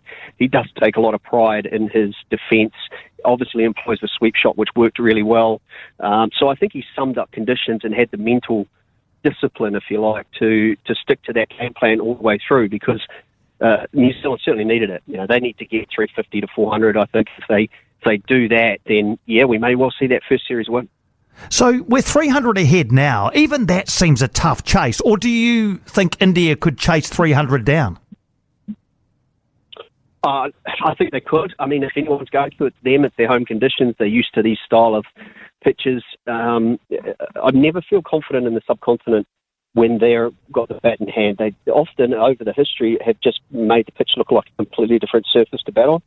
I think we won't see them be as loose. You won't see Kohli miss another full toss. Safraz, yes, he played a loose shot to be caught at mid-off, but I guess that's the way he plays. But I expect them to be a little bit mentally stronger in that second innings. They won't want to lose that home test match as well. The test championship is something that they haven't won yet, and they've put a lot of stock into it. So they really want to keep developing that test game in India. They talk about it all the time in all the commentary work I do there, that's the version of the game that they want to take to the next level. So they'll be bristling with the fact that they're behind in the series in a big way. So Tom Blundell and Glenn Phillips will resume today, 198 for 5 with that lead of 300 odd. What will or what should the batting plan be for New Zealand today? A good question. Glenn Phillips doesn't look like he has quite worked out how to play the spinners in these conditions yet. So in my own mind, I'm a little torn. If he doesn't back his defence, he seems to be going back onto the back foot a lot, which is not the way to play the spinners over there. So maybe it is that aggressive, try and go out there and get to the bowlers before they get you. If he can get 30 or 40, along with Blundell getting another 20 or 30, then New Zealand will have a total they will feel they can and should win with. So it's all about the approach more than anything. How are you going to score your runs? The sweep shots, the square of the wickets have been the ones that have done well so far. But, you've got to look at Glenn Phillips. You can just see that he's a little torn in his own mind about how he's going to do it. But this partnership is a big one. Indeed. A question through for you on text, actually, Scott, from Jeff. What would be better, winning a test series in India or winning a test series in Australia? Oh, what a question. Can I say both? Both would be amazing, wouldn't it? I think Australia, solely because of how close we are and all the rivalries we have in every sport that we play, to beat them over there would be incredible. I think Australia in their home conditions have just been so good for decades. I would pick Australia slightly, but only slightly, because India, with the way they're dominating the world game, the talent they have over there, they do have a lot of respect for New Zealand cricket, both on and off the field. They really do. So they won't mind losing to us. They'll prefer that to, say, losing to Australia. They sort of treat us as well as the little brother or the nice friend, if you like, in India. So I think I'd still go with Australia, just solely because of the history and tradition we have in sport. All right. Well, maybe we can get both over the next couple of years. And you're obviously part of that team, as I mentioned at the top of the chat, that got the series, the 2 drawn test matches at the back end of 2003. You got 100 in Mohali, one of your 5 test centuries. Where does that rate among the innings that you played? To be honest, I don't really think about those sorts of things too much. Look, any test 100 is amazing. I think about that test more for the fact that I was betting with Mark Richardson when he had that cramp episode. Everyone loves to take the mickey. That was that test match where he carried on like a screaming child, shall we say? That's right. Yeah. So that was that game. You remember the funny things from games, not so much your own performance. I mean, yes, you're proud, of course, if you've done well, but from that, I think we also fielded for 2 3/4 days in a row because we made India follow on. And therefore that was probably, I remember that because it was the biggest stint in the field, 270 overs or thereabouts in the field in a row, which is just brutal. And that Yeah, absolutely. Yeah, because I think you guys got 600 and plenty for 5 or 6 declared, didn't you? And then you bowled them out for 400 and then forced the follow on. Man, that is tough. All that time out in the field, but it must be. I mean, India, we know from watching on, and you've been there a lot of times. They just absolutely adore their cricket, don't they? Like more than we can probably comprehend. Yeah, it's rugby in this country on another level. I spend probably 3 months a year there due to the commentary that I do over in that part of the world, and it's an awesome part of the world. I mean, India is just a terrific place. Love going there. It's certainly not a chore like it used to be for, the guys in the 60s, 70s, 80s, where everything was third world. India's certainly a lot of first world about it now, so it's easy for the players, and makes it great because you get the different culture, you get the different religions, the languages, all of that, and then of course their love for the game of cricket, and they just really do have a hero culture, a hero mentality for their cricketers, both the domestic guys and the international players that come across. So it's a great thing to experience as a player, and the IPL certainly has been front and centre of that. It's just such a massive tournament. Good man, Scott. Always love chatting cricket with you, mate. Thanks for taking our call. Anytime. Cheers. All right, cheers, mate. That is Scott Styris, former international, hugely respected commentator now. As you say, 3 months a year he spends up in India commentating, so knows the conditions really well. Man, I don't know. It does. It feels as though we're a real chance, doesn't it? I mean, we're miles ahead in this Test match. And there's so much of it to go. We've only had 2 days. We are 300 ahead with 5 second innings wickets in hand. Without wanting to jinx us, and Mike has already sent a text, stop jinxing us, Jason. Do not talk up New Zealand cricket because we know it will end in tragedy and disappointment. Thanks, Mike. I didn't realise I was quite so powerful, but I know what you mean. But don't you think this is a brilliant opportunity for us? 0800 80 10 80. Let's take a couple of calls on the cricket. If you watched it yesterday, were you like me watching Mitchell Santner going, what is happening? Because much as Scotty was saying, and quite rightly, his extra height was obviously a factor there yesterday in Pune. I mean, Mitchell Santner's been playing Test cricket for a long time, and I've never seen him do that. I've never seen him bowl like that with such, with every ball seemingly the possibility of taking a wicket.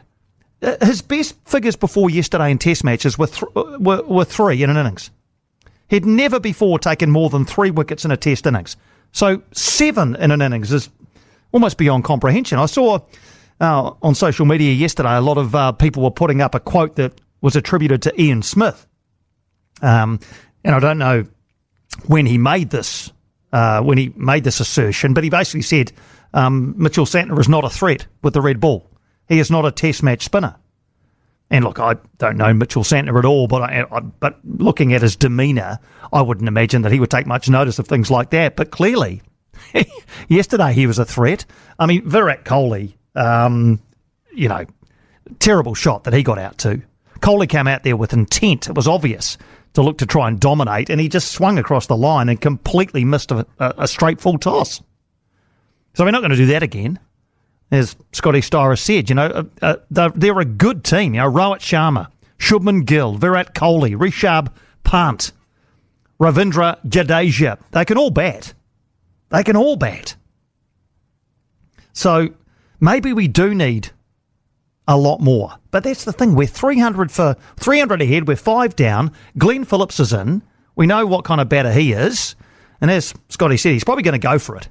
Rather than try and poke around and sort of negotiate the spinners, he's probably going to go for it. So, look, even if he gets a quick 30 or 40, Tom Blundell, I know he hasn't had the best of times recently, but he's 30 not out, so he's been there for a bit.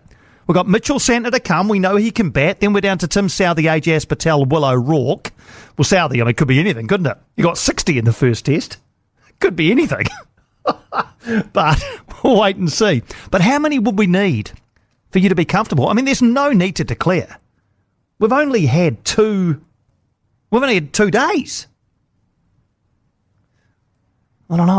I'm starting to get a bit excited about it. There's heaps of sport on. This will start at 4:30, 5 o'clock this afternoon. Got the All Blacks.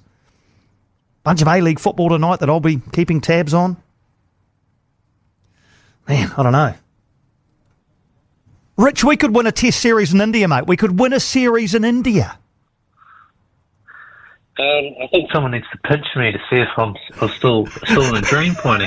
I know, I'm the same. What were you thinking when you were... I mean, you've watched a lot of cricket.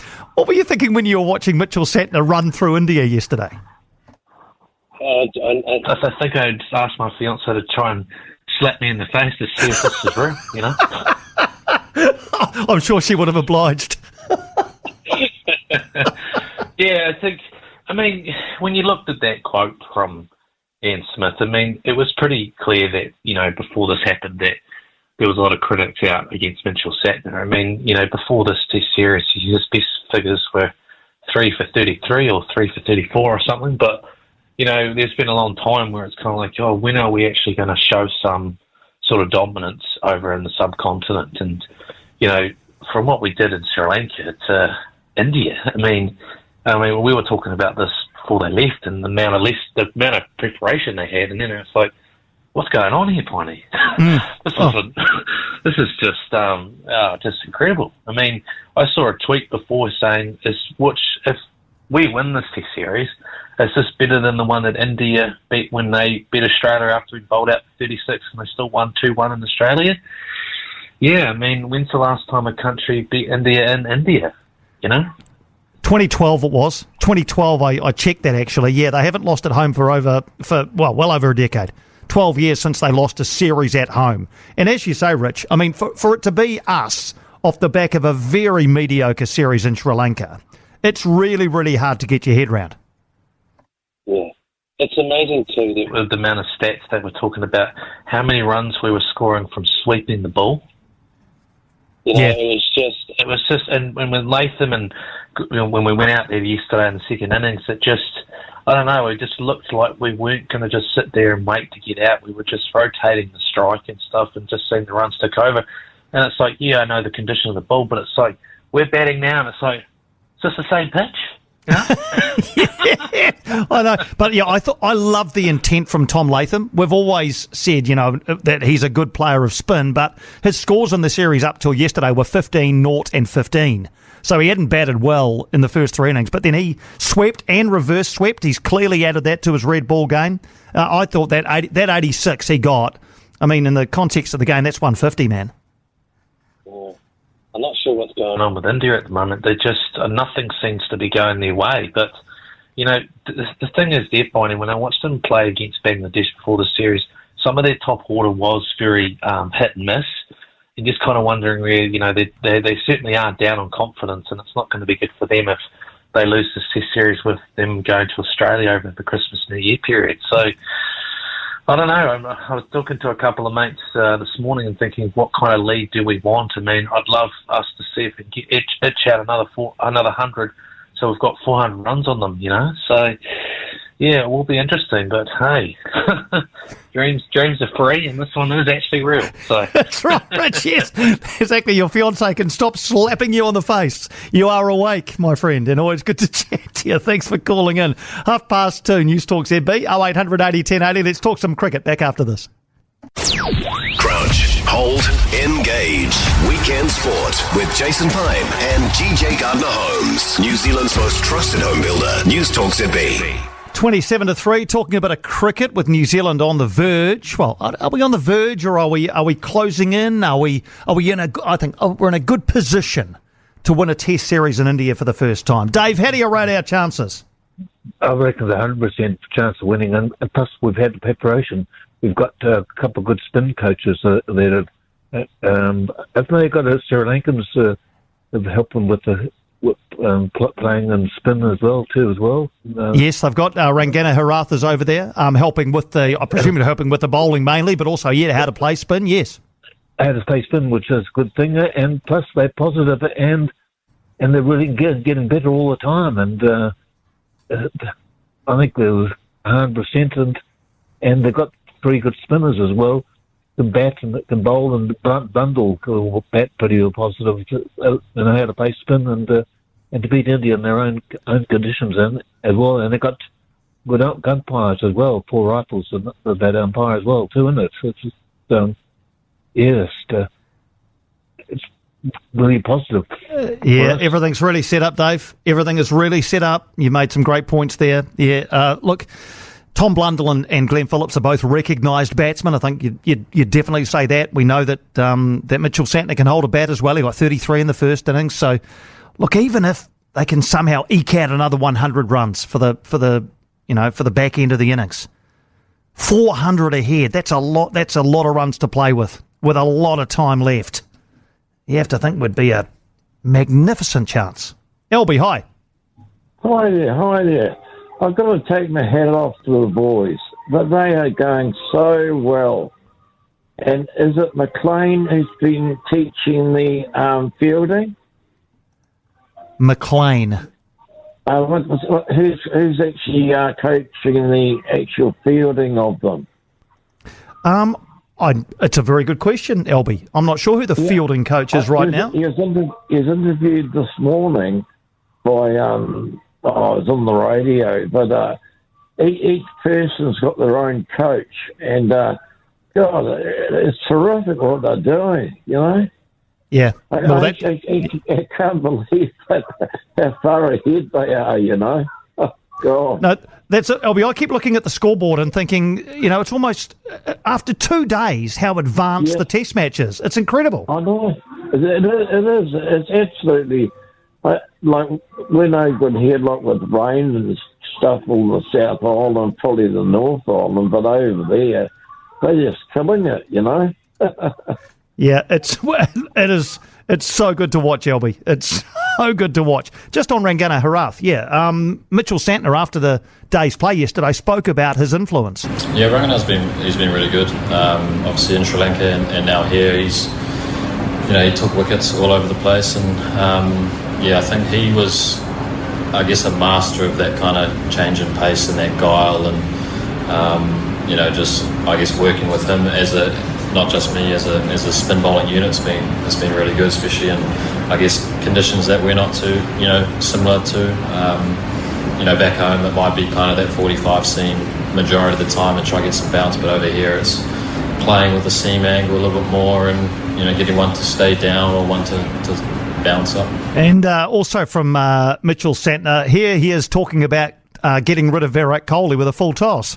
Yeah, I think it was more of a shock getting Kohli out with a full toss. He doesn't usually miss those. I think it was slightly slower through the air. I just tried to change it up a little bit, but usually if you bowl those, they go for 6. So, I think there was obviously a little bit there, which was nice, and I think the change of pace was, it was key today. And then I think, the Indian bowlers in the second innings, I thought they bowled, pretty good areas with change of pace. I think.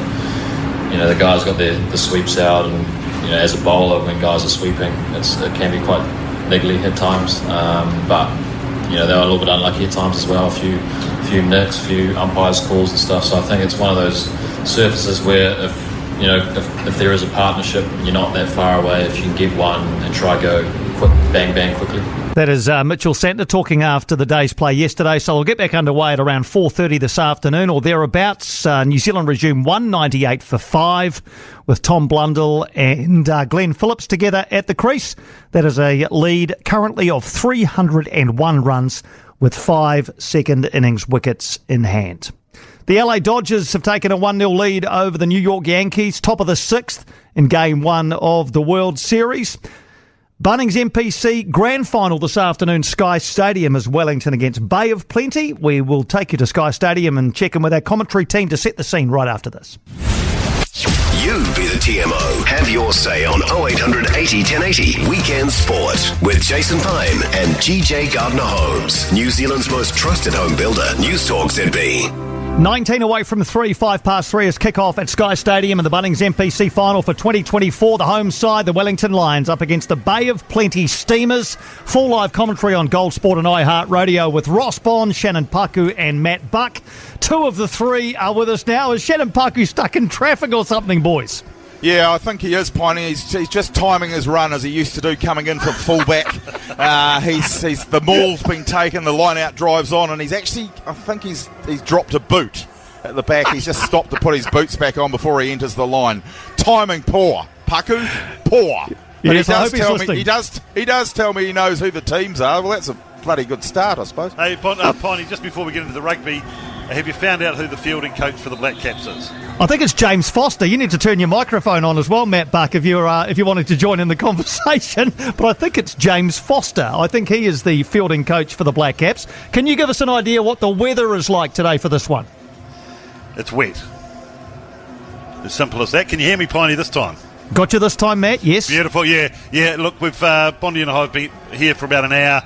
We were down at ground level taking shelter. The rain came through quite heavy when both teams arrived at the ground. The winds died away, which is a good thing, but it continues to drizzle at the moment. Heavy showers are forecast, but I don't think it'll affect it, Bondi, too much. We've seen both teams working very hard at what looks like line-out and driving play.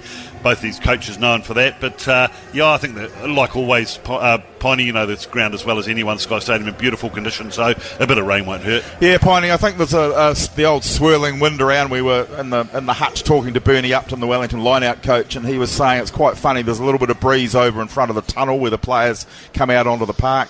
Then down in sort of the other corner, the Hutt Valley end of the stadium. In the middle, there was really no wind whatsoever. So just the typical sort of swirly breeze in and around, and it's a pretty light one at that. It's gloomy overhead. Yep. In fact, I wouldn't be surprised if they turn the lights on shortly, to be fair. The rain wasn't forecast to come till 4 o'clock, so clearly they haven't read the forecast. The rain's come early. It is just a little bit, will make conditions, I guess, a little bit greasy on top, and Bernie Upton, quote, was a little bit concerned about that. Wellington wanting to play that width game, and he said this will sort of change things a little bit.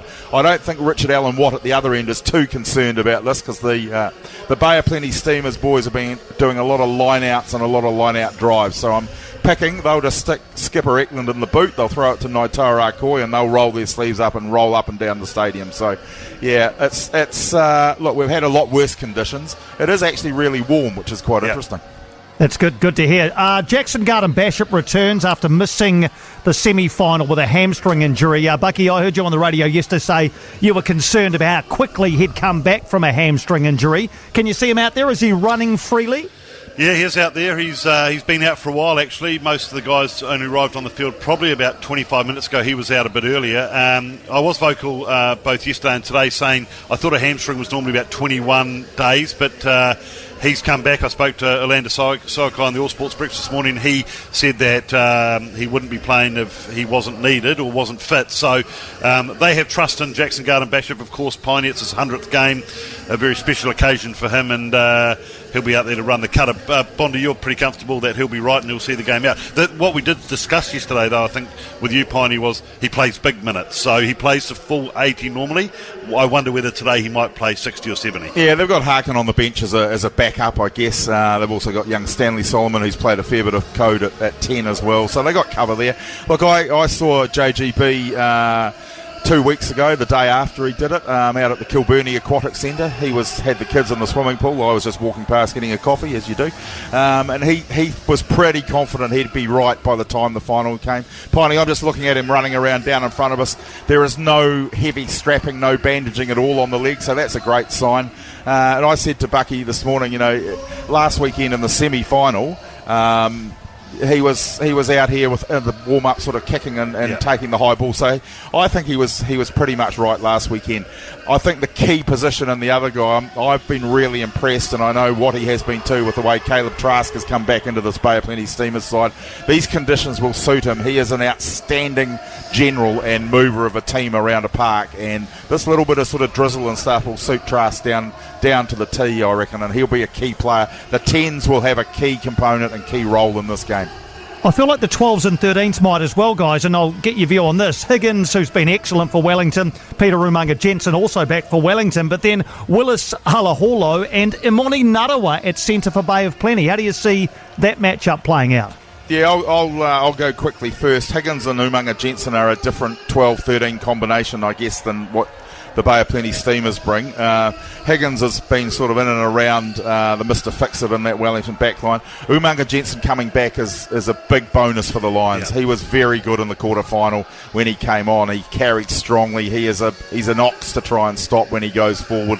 Higgins is more the ball player. Halaholo has that ability, but Narawa and Halaholo for me are more ball players. Narawa coming in off the wing, He's been outstanding at the Tauranga Domain this year, sort of slicing defences apart. So, yeah, two different sort of midfields, Bucky. Again, I guess the Drizzly stuff might suit the Wellington pairing a bit more. Yeah, I think we spoke about it last week, Piney and commentary, Bondi and I, that Higgins sort of sometimes when he goes away from that hard running straight sort of rugby can sort of put him off his own game, but when he plays hard and goes to the line hard and straight, he's very, very good. Hola Hola's a lot the same, and so is Umaga Jensen, but as Bondi says, Narawa's got that X factor about him. He can cut you to ribbons. He is an All Black, remember. He's got guys like Leroy Carter and Rion Paul outside him. So in one breath you say, we've watched the warm-up, we know what Richard Watt and how he coaches. A lot of Eklund to Arkoi, let's set up the drive and go. But I wouldn't be surprised early, Bondi, if they show their cards and kick a bit and play territory, but then give the backs an opportunity. All right, Duplessis Kirifi, we know, was out for a long time with a broken jaw that he suffered against Manawatu, back in time for the quarter-final and last weekend's semi-final. Bondi, how big an influence do you perceive Duplessis Kirifi has on this Wellington side? Oh, about Everest. Probably as big as you can have an influence on any sporting team. There was 2 or 3 key moments last weekend in the semi-final. There was the driving tackle that caused a turnover that I just about lost my lungs doing commentary on in the second half. Then there was 2 turnovers that followed quickly after that. He is just monumental within this Lions setup. And if you talk to the boys themselves, they say, and they'll openly say, they are a different team when he's on the field. I mean, there's different types of leaders, different types of captains. There's those that, don't speak too much and it's follow me. Then there's the others who do a lot of it with their talking. He's both. And I thought his post-match interview last weekend with Bucky after was one of probably the best I've heard in 28 years of doing this. Just the way he galvanises that team, the way he speaks to the referees. We know he's had his critics in the past. He's given away a lot of penalties. He seems to have sorted that out in his game. But just his physical presence. I mean, a guy that deadlifts what he does in the gym, it's scary to watch, and he's scary on the field at the moment too. You've also got to remember, Piney, that Clayton McMillan is yet to name an All Blacks 15 captain, and if you look through that list, Kirifi's probably your perfect example, or the guy who stands out to be the leader of that All Black 15, which heads out tomorrow. But I agree with everything Bondi says. He's the ignition in this team. He plays to the line a bit. He gave away a penalty, I think, when we commentated, and Ben O'Keefe was refereeing, but you knew he didn't mind giving that penalty away, Piney, because he knew he was in the game, and the referee knew he was in the game, and the other team knew he was in the game. So he is fizz for this one. He also spoke, Bondi, after the game last week about he went to the team huddle and said it should be a privilege for you all to play in a game like that last week against Waikato, because it was warfare, wasn't it? And he said every player should be thanking their lucky stars that they played in that game. Piney, like all good fullbacks, Paku's now just entered the back line. He's arrived into the commentary box, so we're now a 3. We're not a 2, we're a 3, so you can ask him a question if you want to. He's standing out in the jockey position, ready to come into the back line. Look, he always inserts himself with great dominance, I've learned about Shannon Paku over the years. Pucks, it's good to have you as part of our commentary this afternoon. You'd have Wellington winning this one. What, unders, I'd imagine? Well, it's quite interesting. I sat down going through the stats over the last couple of days, and it's true. If you went off the stats alone, I think I'd be putting my money on Bay of Plenty, but considering that I think the Lions have sort of gone through their dip this season, so at home it's going to be pretty tough, but I've got it as a fairly balanced contest this afternoon.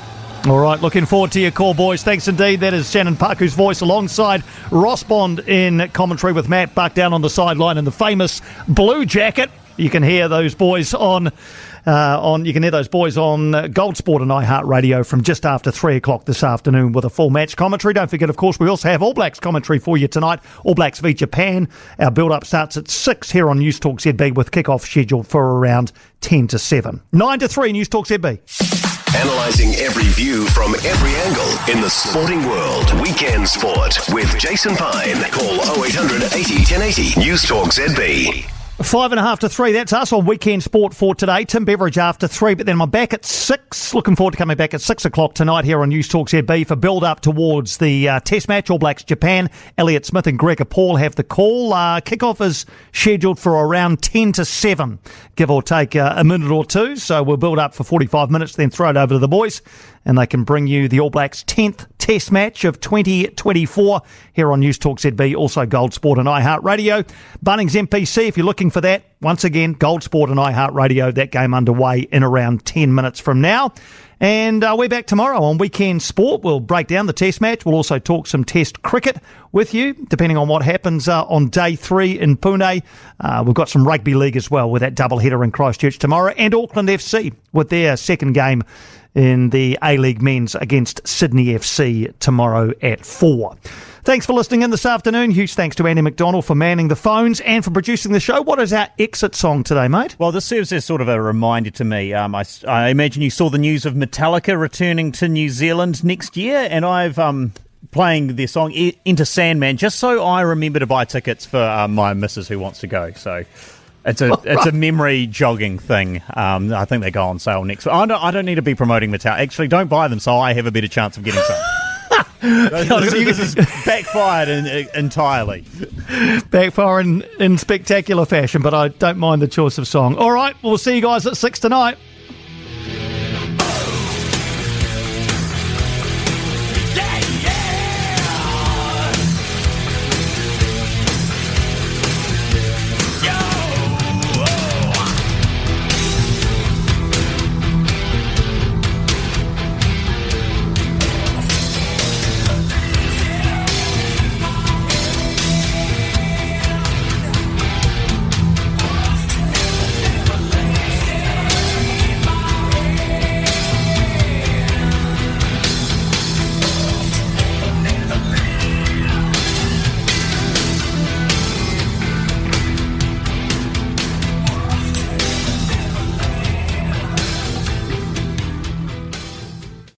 For more from Weekend Sport with Jason Pine, listen live to News Talk ZB weekends from midday or follow the podcast on iHeartRadio.